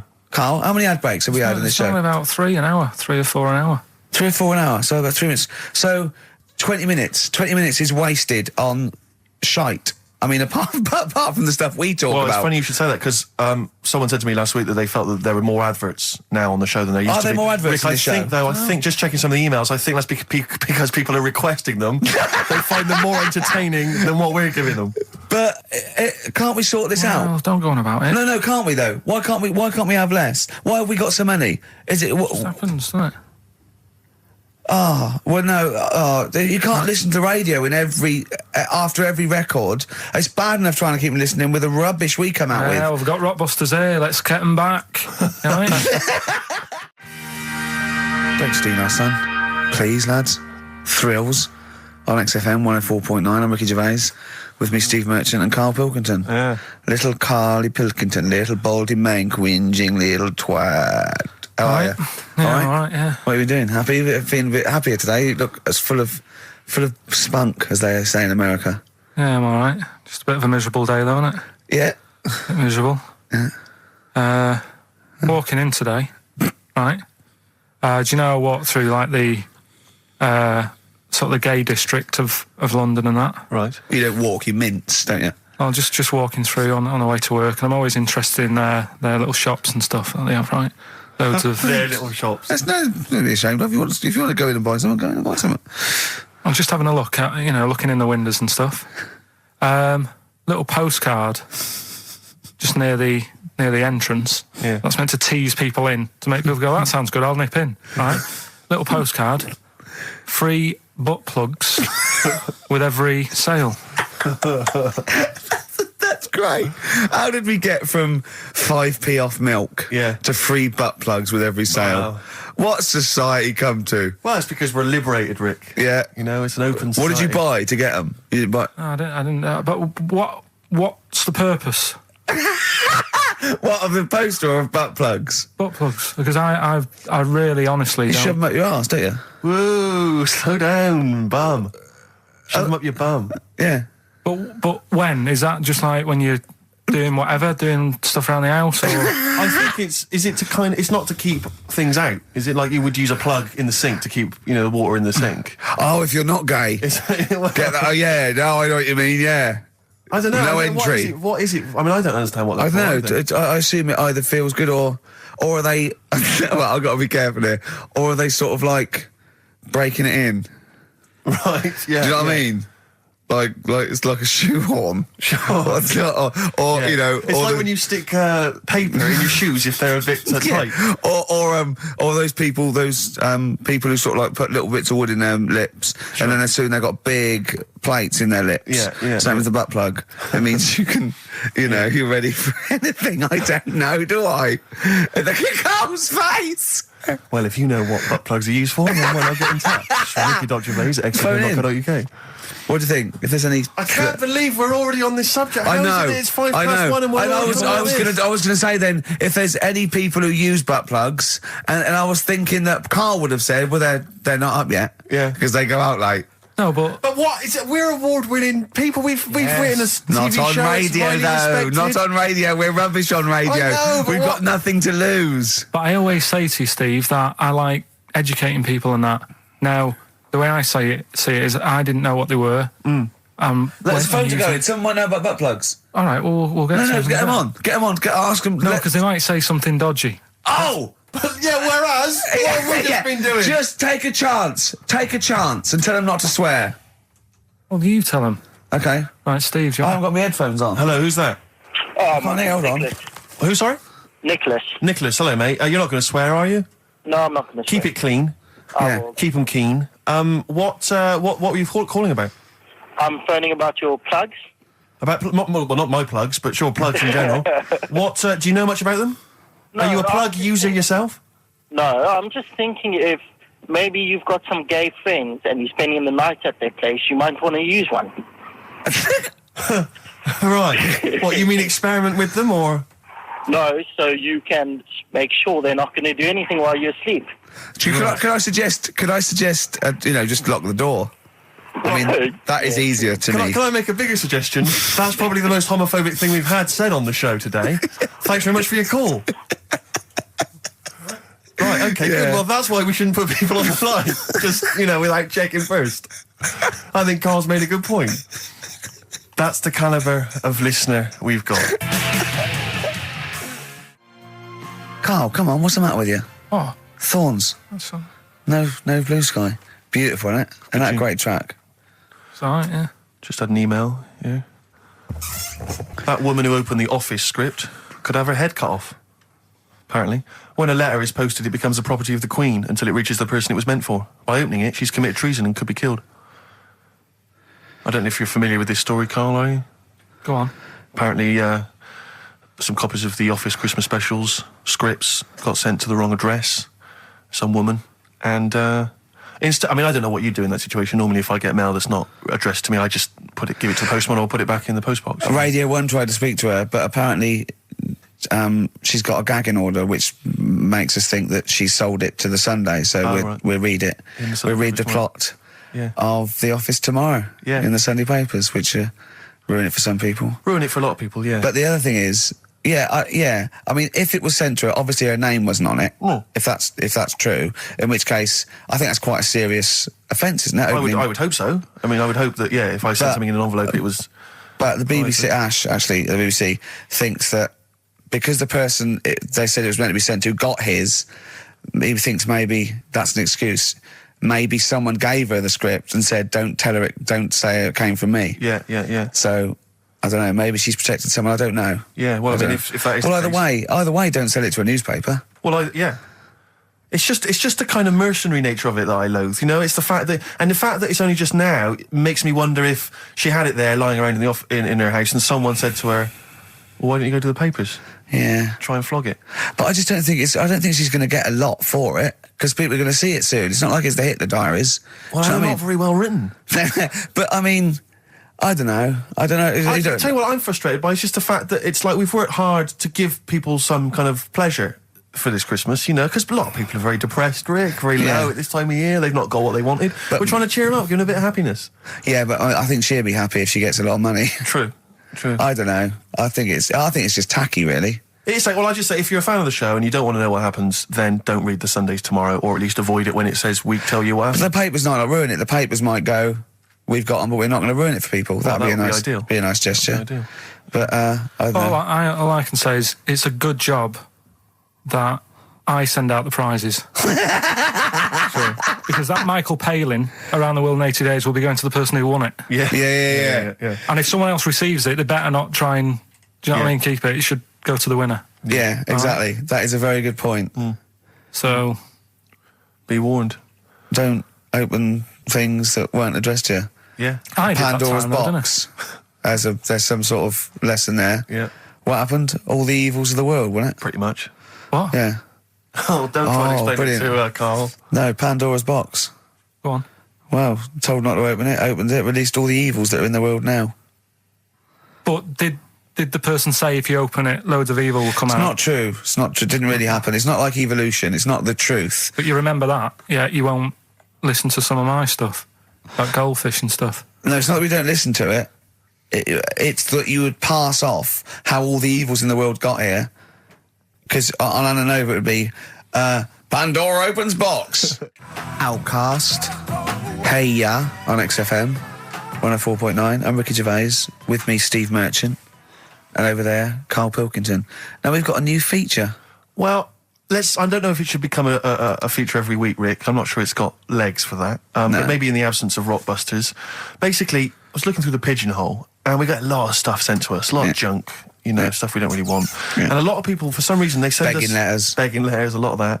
We get sent a lot of CDs by people, bands, artists, who have not yet been signed. Maybe they've knocked something together in their bedroom, they got a band... And they just, for some reason, they want our feedback. They want us to sort of give them some thoughts on what they think, where they're going wrong, stuff like that. And I just thought, I was having a clear out, and I thought, why not just give them a little chance, Yeah.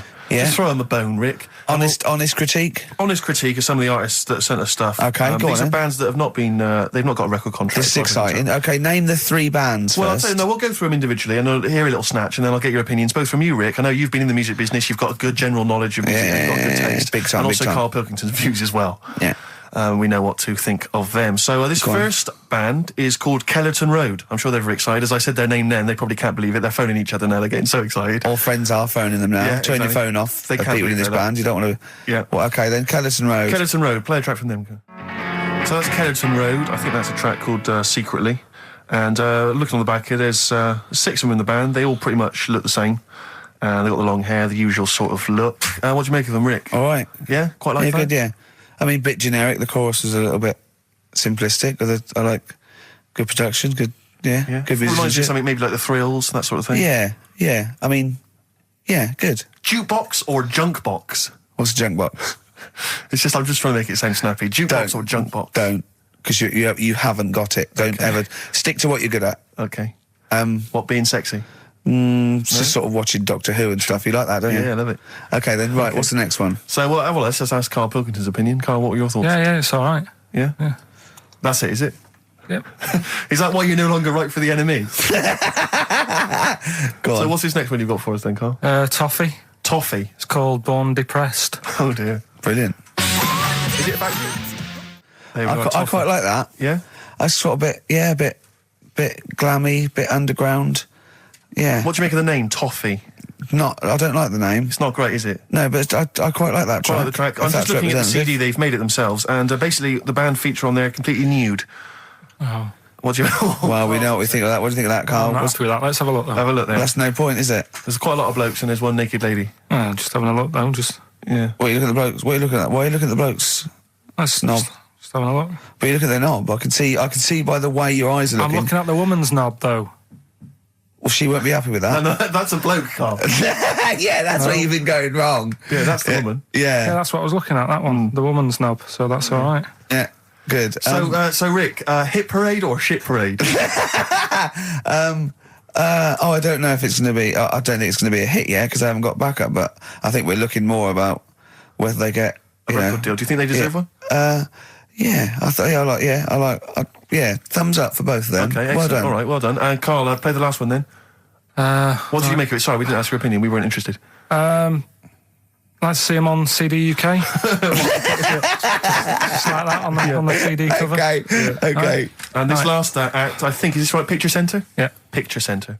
Picture Centre. My favourite. You like that? Yeah, that's my favourite out of all of them. Good, there's a bit of Amy Mann in there. A little bit Cocteau Twins. Yeah. No, really good. I really like, really good, really intriguing that. Karl Pilkington? Yeah, it's alright.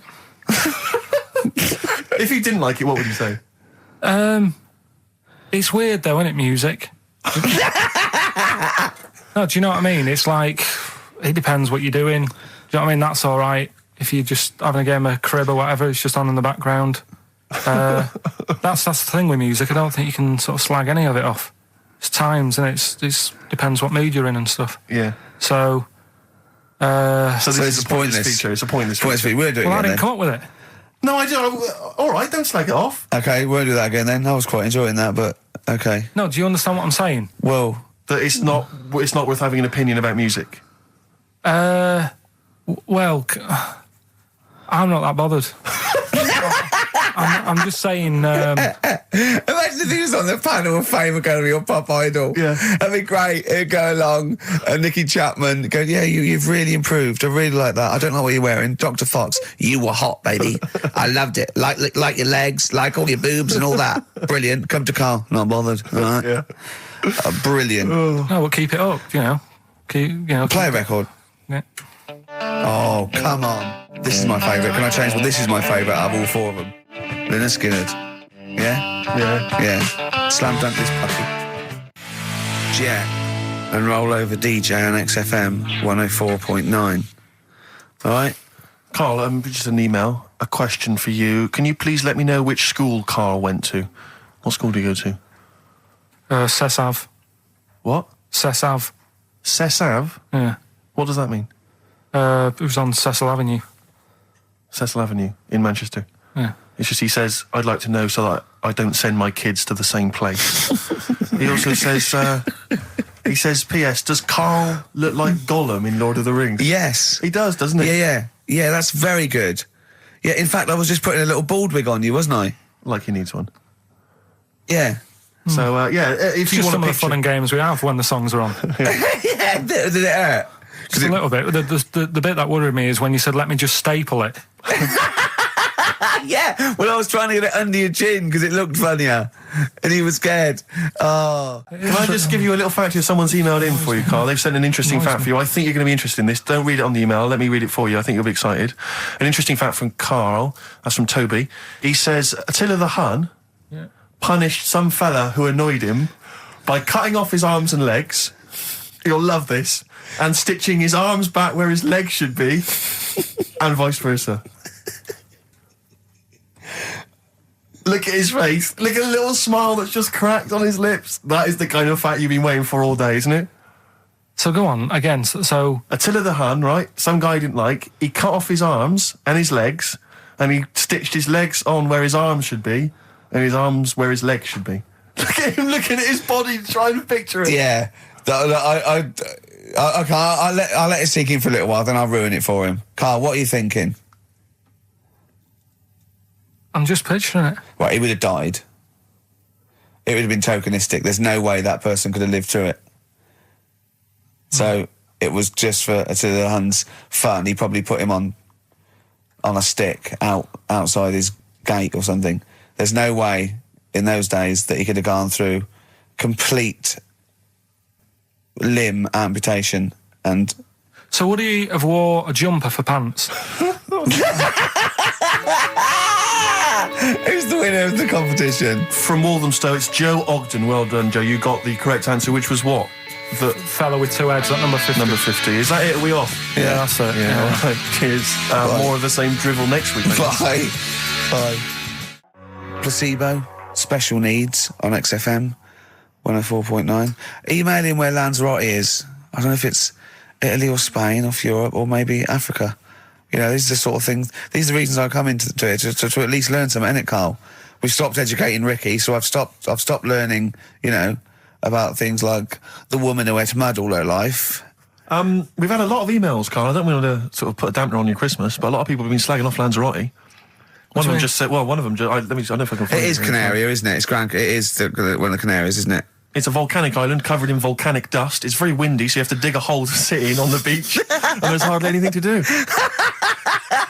That's from Mike Godham, and he says, unless you like quad biking, well, you know, you've seen what happened to... no, don't go quad biking. No, with your little head, there's no protection at all, is there? I don't know what you're thinking. I don't know. At least Rick Mann and Ozzy had lots of hair. Yours would be like Humpty Dumpty. It would crack like a little egg. And then we'd seen, there's no kings or kings horses. So, they couldn't do the job anyway. No, we shouldn't really send them. They're not really qualified. Horses not equipped to put back a medical man like Neil Fox in. Yes. To mend but not eggs. Some kind of military horse. I bet he's had egg on his face a few times, hasn't he? What, Foxy? Yeah. Well, most of the series are Pop Idol. Right, Carl. Lanzarote, good or bad? Well, you got to give it a go, haven't you? Yeah, well done. Give everywhere a go. Exactly. That's what I was saying. You know, don't just take the word for it. I mean, if it had said an Alanova, Lanzarote shit, he'd have believed it. Sure. You know, if he'd have overheard it in a pub, Lanzarote a crap, he'd have believed it. He'd have seen it on a website that was mainly concerned with monkeys and witches, he'd have believed it. Yeah.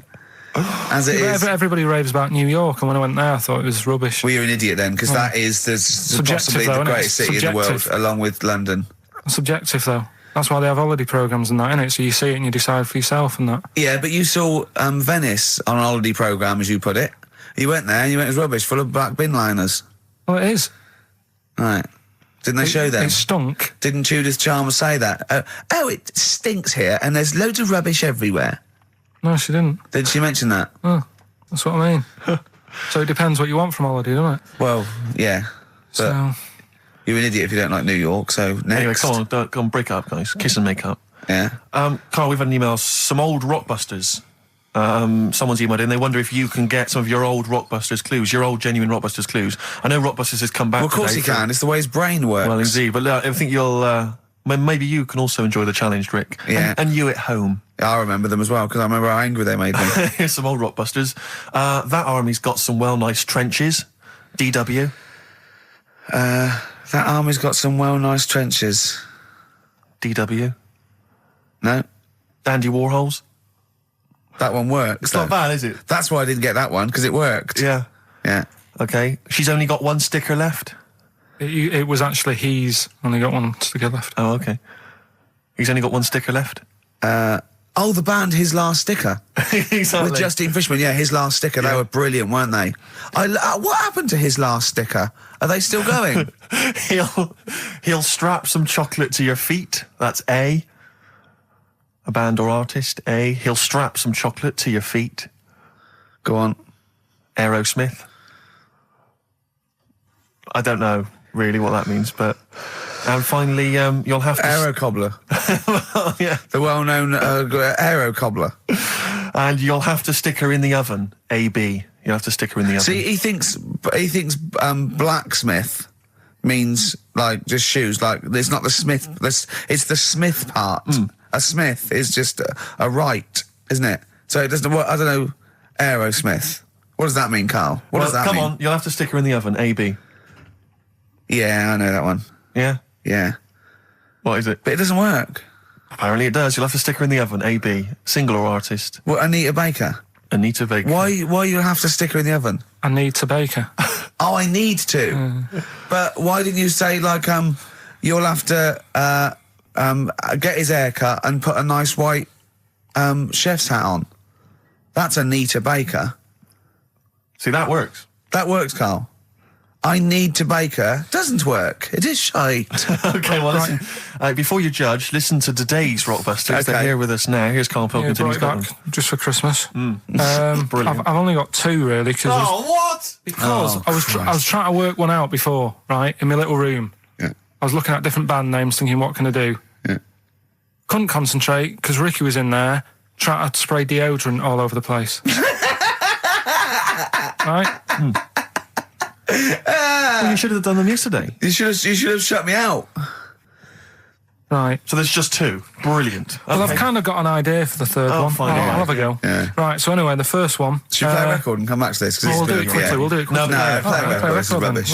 Rubbish. Libertines. Useless. Give me the gifts. Let me have a look what prizes you've got. Libertines, Don't Look Back Into the Sun on XFM. Well, the general public are getting involved with Karl's holiday, and I mean, this has been a damning report on Lanzarote. There's not been a positive word written about Lanzarote so far. Wow. It's volcanic. There's no natural water supply. Apparently, there's no natural water supply. It's you all have to sit in a hole. What do you think of this, Karl? What do you think of the people that want you to know that you're going to a rubbish place when you can't change it? What do you think of that? Rubbish show, will it? What do you mean? All right. What do you mean it'll be right? Because I'm going to go there thinking, oh, there's no water and that, and there will be water. No, they didn't say there's no water. What did they say then? There's no natural water supply. Whatever. I'm not bothered. Doesn't bother me. All right. I'm going to have a good time and that. What are you going to do? What do you plan to do? Got a book. What book you got? Rich Hall book. I'm just going to read that. So, Brilliant. And the weather's better than here, isn't it? Yeah. So... Someone emailed just now. They said they're listening online and there's a problem with their computer and everything's sped up. The music's sped up. Our voices, Rick, are sped up. Except Karl's. That's how slow he speaks. So when everything's sped up, he sounds normal. No Blue Sky, The Thorns. That's beautiful, isn't it? On XFM 104.9. Karl, you're losing your rag a little bit. What's the matter? Nothing, go on. See? What's the matter? What's the matter with I've Karl? got something to cheer him up. Someone's emailed in, Emma's emailed in, she said that for those that know, those in the know, they referred to Lanzarote as Lanzagrotte. Brilliant. He's a bit fed up. He's got 2 CDs for Christmas from a company that's he's been with for 6 years. He's a little bit grumpy about having to answer the phones. Letter to Hermione. David Bowie.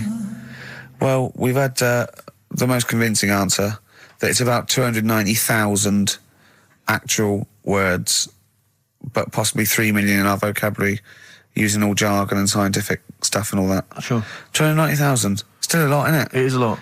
We know so little, don't we? Apparently the average person has about 20,000 words in their vocabulary and uses maybe 2,000 a week. Really? Yeah. Karl, obviously, slightly bringing that average down. Karl, what do you think of that? Single figures. Doesn't matter, get by. Why have you got to use longer words messing about and that? I told you, that word about old, anti-dipuian or something. Just say old. That's a bit old, isn't it? That's a bit anti-dipuian and that. What's the point? Yeah. Get to the point. Sure. Busy.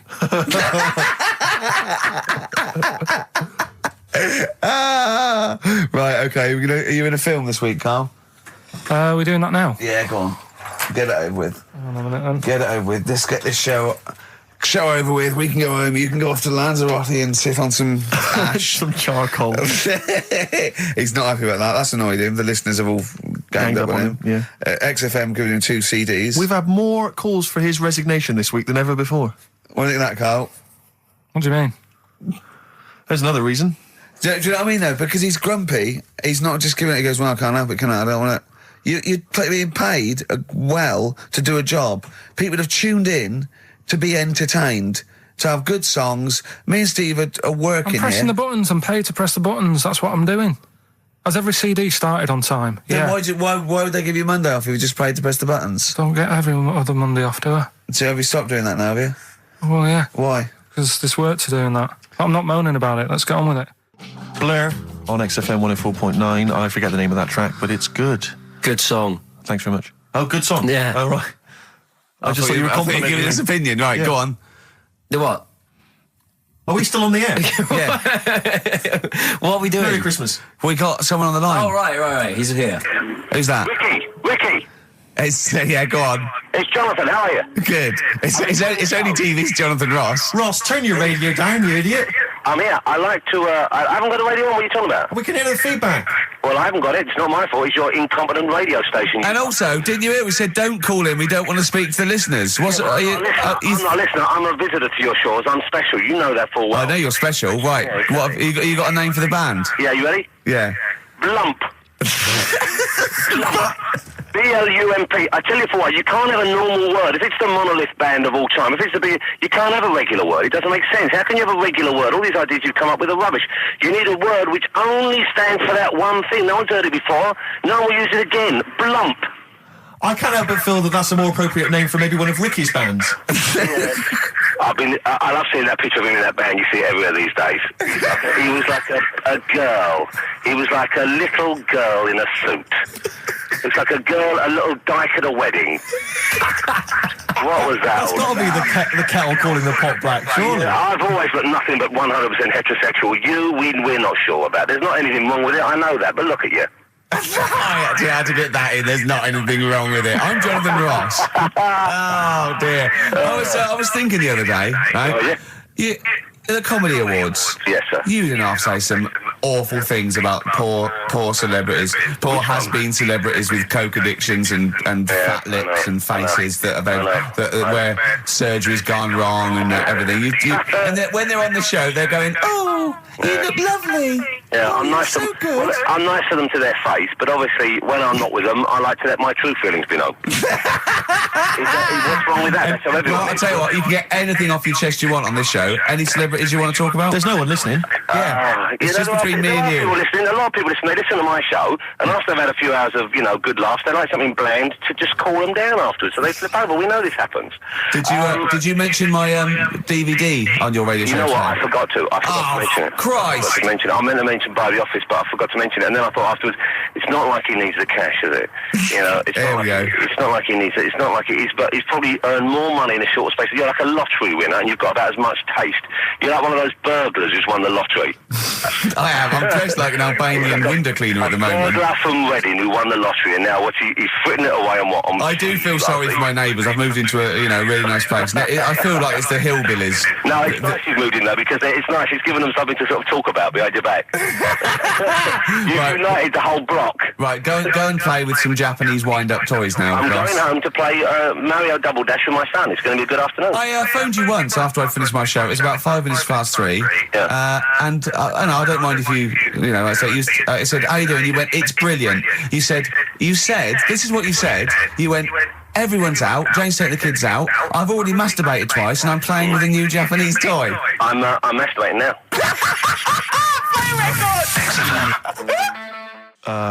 Kings of Leon, Wasted Time on XFM 104.9. Sorry, I was sidetracked there by some of the band names. Now listen, I want to put in 2 of my own. I want to win that pile of tat out there, right? I've got 2 names here, okay? We should just remind people in case they've just tuned in.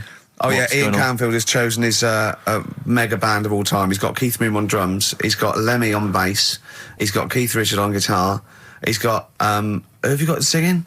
Robert Plant. And their manager is Vance.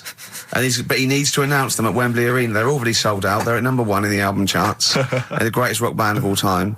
And I've got 2 suggestions. Okay. What about this? Please welcome to the stage. Tungsten lung hemorrhage. Yeah, good. Yeah? Please welcome to the stage. God dildo. God dildo, interesting. Nice juxtaposition there of God, the almighty creator, and a dildo.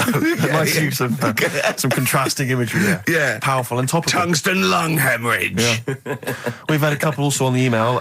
People didn't really include their names, but who cares? Please welcome to the stage, Balls of Steel. Balls of Steel, yeah. And we've had like Brain Hammer. Yeah. Brain Hammer's good. I Lots like of Brain Hammer. brain-related stuff. Quite liking the idea of tumour fish.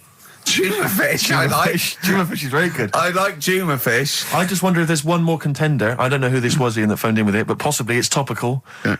Deathly Hem. Yeah. Deathly Hem. It's brilliant. Oh, it's Deathly Hem. Please welcome to the stage, Deathly Hem. It's Deathly Hem. Who's that? We've got to give it to I don't know who that was. Oh, well, if you came up with Deathly Hem, email again. Deathly Hem. It's the greatest name for the greatest rock band of all time. Will you please welcome to the stage, Deathly Hem.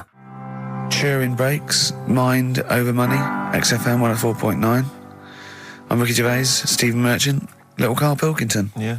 A couple of emails. Different people have visited various tourist attractions. Oh, yeah. Let me see who's this from. Not quite sure. But thanks very much indeed for it.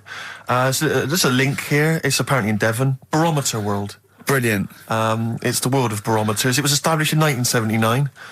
And by one bloke who had a lot and thought, I can charge £1 for this, definitely. Here's the out of his own house, probably converted back scuttle. Exactly. Yeah, that's not a euphemism for a sexual act.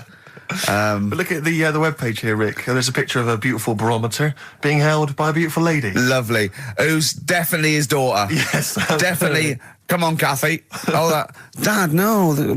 Come on. Undo your top a little bit. Dad, definitely made to do that. Yeah. Oh. That slight look of I hope no one I know sees. Just checked out Barometer World.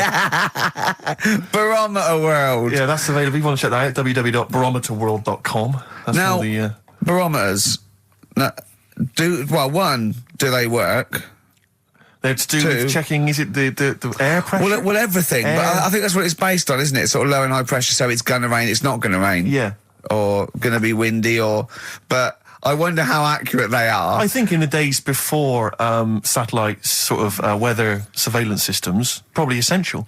Yeah. Nowadays... As essential as hanging some seaweed out by the back door? Probably. I think it's probably similar. I think it's the same one as holding a needle and thread over a pregnant woman. If it goes clockwise, it'd be a boy. Yeah. Yeah. The thing about a barometer is how far into the future can it predict? Exactly. How do you know? If it's a case of you may as well stick your head out the window to see if it's raining. Exactly. This barometer goes, oh, it's going to be windy and rainy. When? The barometer goes, soonish. Yeah. So I can't say, but it will, well, within the 7 days. I don't want to be specific because you'll have me. Yeah, you'll yeah. I don't. But I mean, I'm just a barometer. I'm not really a weather person. Reanalyse the information. Yeah, brilliant. What's in there? What's happening in there? What chemicals are being affected? How does it work? I don't know. I assume it's probably something. Wait a minute, let me email Barometer World. What could it be? It could be quite interesting. It could be mercury that's based on a sort of temperature. It goes up with. Oh no, it's not temperature, is it, barometer? It's pressure. So it's probably just very fine. It's like a fine, very, very fine needle, isn't it? This is almost as embarrassing as last time we were on. We couldn't figure out what the name of the leader of China was. Was it the King of China? The Prince of China? Oh, this is when we were trying to imagine what it'd be like if all the Chinese people at once jumped up and down and made a big tidal wave. Tidal wave. But if you do know what the name of the leader of China is, we don't mean the name of the particular person in charge, but if it's a king of China, the emperor of China, the chancellor of China, the prime minister of China, didn't it? No, that was Japan. Yeah, this is it. I don't know what's the big guy in charge. Is he still the chairman? I know Chairman Mao was important. I think he was just the chairman. I think he just governed all the big meetings. Yeah, I don't know. He just kept the minutes. Head Chinaman? Head Chinaman. The major Chinaman. The top Chinaman. Number one Chinaman.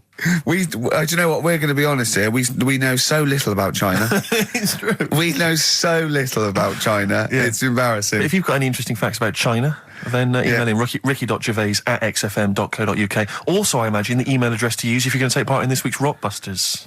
I did read an interesting fact. I'm researching. I'm doing a show called Politics, and I was researching. And there's a thing about sweatshops. Yeah, no, sweatshops. Like Nike. There's these facts, right? And these people get like a few cents an hour, and the CEO, I forget his name, for a Chinese woman to earn his 5.2 billion, she'd have to work 8 hours a day, 7 days a week for 10,000 years. But Steve, they don't. They don't. They obviously don't want to. Exactly. They don't want to. They don't want to. Lazy, Rick. Blur, Out of Time on XFM. Well, we're not out of time. We've still got an hour left, boys. Hey! Luckily. Brilliant. A lot of emails, obviously, about the Chinese. People as fascinated as we are. I don't want to discuss it, interminably, Rick, because there's so much to say, and we've said most of it in the past. Yeah. Get a couple of emails. In fact, I think, Karl, you told us this information. Remind me of it again. If all the Chinese people in the world were in a line on that, because there's loads of them, you'd never get to the end of it. Right. No, it's not that. It's no. If all the Chinese people formed a line and started walking out of China, you'd never get to the end of it. That's what I just said. No, it's because though. They'd be having babies. You know what I mean? Still, it'd be adding to it all the time, wouldn't you? But would they be walking and shagging and having babies as they're walking out? Yeah, that is. I'd love to see someone organise that. Maybe the Record Breakers team. I tell you what, I'd love to see Ross McWhirter or Norris, who is it? Who's the one that's alive? I forget Norris, I think. Norris, right? I'd love to see him to coordinate that. Yeah. 1.2 billion little Chinese fellas. Boy, girl, boy, girl, boy, girl. Yeah. And where are they walking out of China? Which exit are they taking? They're taking the... Through Tibet? Or? I think it's the Gate 9 Slip Road, the M43, Right. to St Petersburg, Right. And they go, and walking, and shagging. Yeah, exactly. Yeah. Because some presumably are dying as they're leaving. No, but they live to 120. That's true. So they claim. So, well, we know Carl's theory on that. Do you want to just tell new listeners your theory about when all these Chinese people get the records for oldest people in the world? Come on, what's your theory, Carl? Leave it. Carl, just that they're probably lying. Why? That's all. Because a lot of them don't age that well. Some of them do. A lot of them don't, and they always look older than they are. I read the other day, right? Do you know the one who was the oldest woman in the world, right? Chinese woman, right? The way she did it, it was. She didn't die. That was her secret. Yeah. What she did, she got up every day and didn't die. No, she was like awake and that, and then she'd have 2 days just sleeping. Right. So she wasn't really that old. What do you mean? Well, she'd only sort of lived half of her life in a way. Well, we all live 2/3 of our life, don't we? No, but she was like awake and that, and then she'd go, I'll go out of bed, and then that'd be it for 2 days. Carl, you're a second-time buyer, aren't you? Yeah. Bought one in Manchester. Lost $7,000 on that one. Well, don't buy in Manchester. No, it's a good flat. It's just it wasn't. I didn't buy it to sort of make money. I thought I was going to be living there like all my life, and then a job came up here, and it was like, oh. You bought your first flat in Manchester. You assumed you would be living there for the rest of your life. Well, I wasn't in a rush. Play record, you're an idiot. Hang on a minute. So have you got a property portfolio? Have you got the 2 houses now? No, I've got rid of that one. Oh, you sold that one? Got this at flat. £7,000 Got loss. this flat. I'll tell you something that is interesting. Hold on, though. What? £7,000 lost. Yeah. It's a flat in Manchester, but it could only cost about £8,000 anyway. Right, Steve, something they do now, right, they've got to do by law when you're buying, right? I was looking at one in London, right? It's haunted. They've got to tell you now. Right, don't talk shit. I'm telling you Play now. a record. I'm telling you now. Yeah. There's no such thing as ghosts. That is ridiculous if that appears on a legal document. Right, if there's anyone who sells flats and that, does that for a living. Yeah. Right, email in, because I'm telling you now, that is a fact. She sort of dropped it in. She said, I said, oh, nice feel here. And she said, yeah, well, that'll be the ghost. Just dropped it in, that's all they've got to do. And then I was like, what? And they went, oh, yeah. That's all I've got to do, is it? So that's the legal thing. Did you drop it in? So in court you go, did you drop it in? Yeah, I dropped it in. Play a record, you're an idiot. That's David Gray, and this year's Love, if you're in love. I hope it lasts. It's only January. What you got for us, I just thought we ought to maybe go through some of the emails. I mean, I don't want to query the calibre of some of the emails we get sent on this show, but here's a typical one, Rick. Go on. There's no name, it's just from Glicko, that's his email address. It's just a question to you, Rick. Did I see you walking around Marylebone High Street last Sunday? Yes. Okay. Well, I don't know. Well, I was in Marylebone High Street last Sunday, yeah. Yeah, but did you see Glicko? I didn't see Glicks. Okay. I didn't see the Glickster. But all right, this is one from M. Ricky, what do you think of Richard Bacon's show? I can't decide if he's better than you. Nor can I. Any thoughts? Nor can I. I can't help her out on that one. Sure. That's a really personal thing. She's got to dig deep. She's got to look at both of us. She's got to find out what she likes. Yeah. And then whether I provide more of that than Baker's. Yeah. I mean, Baker Foyle's brilliant. Yeah. I'm not going to put myself up against him, so I can't help you. Next, Steve, next. Well, there's a lot of emails last week which were saying how much they enjoyed the Christmas specials. Thank you very much for that. It's very flattering of you. Cheers. There was also a couple.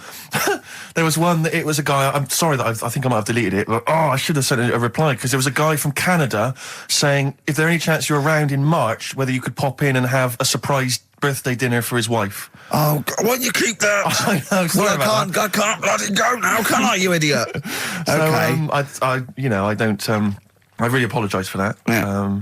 There's also, this is interesting, this is more for Carl, really. It seems unlikely. Is it from a doctor saying you're an idiot? We've got plenty of those. I tend to delete them. Okay, all right, yeah. Look at his face. No, it just says, don't like to complain, but I won the film competition about 5 or 6 weeks ago, and I haven't received my prizes. Oh dear, that's all Carl has to do on the show. Thinking. We provide the chat, the records, the light entertainment. I mean, the glamour. Strokes of comedy genius. All Carl has to do is send out the prizes and say there was a monkey that was a bank robber at 5 to 3.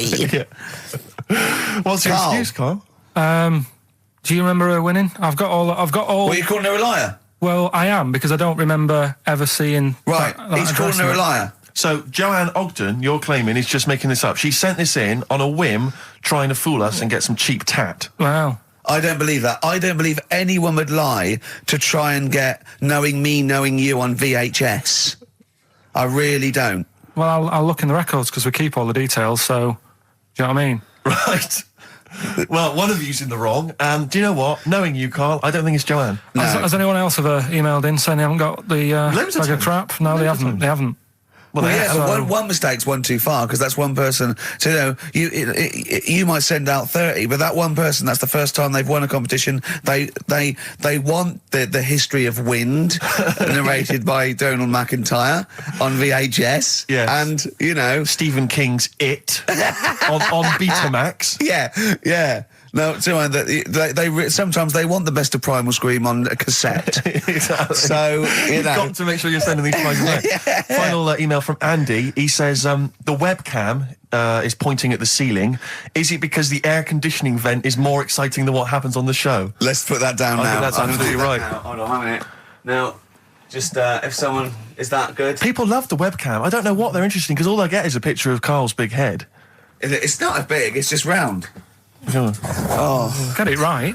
Yeah. Carl, I'd like you to play the next tune. I got sent a little cheeky primer for The Cure's Join the Dots. It's B-sides and rarities, lots of stuff from them, from all over the ages. And it's amazing how good their B-sides are. Here's one of them playing. Yeah.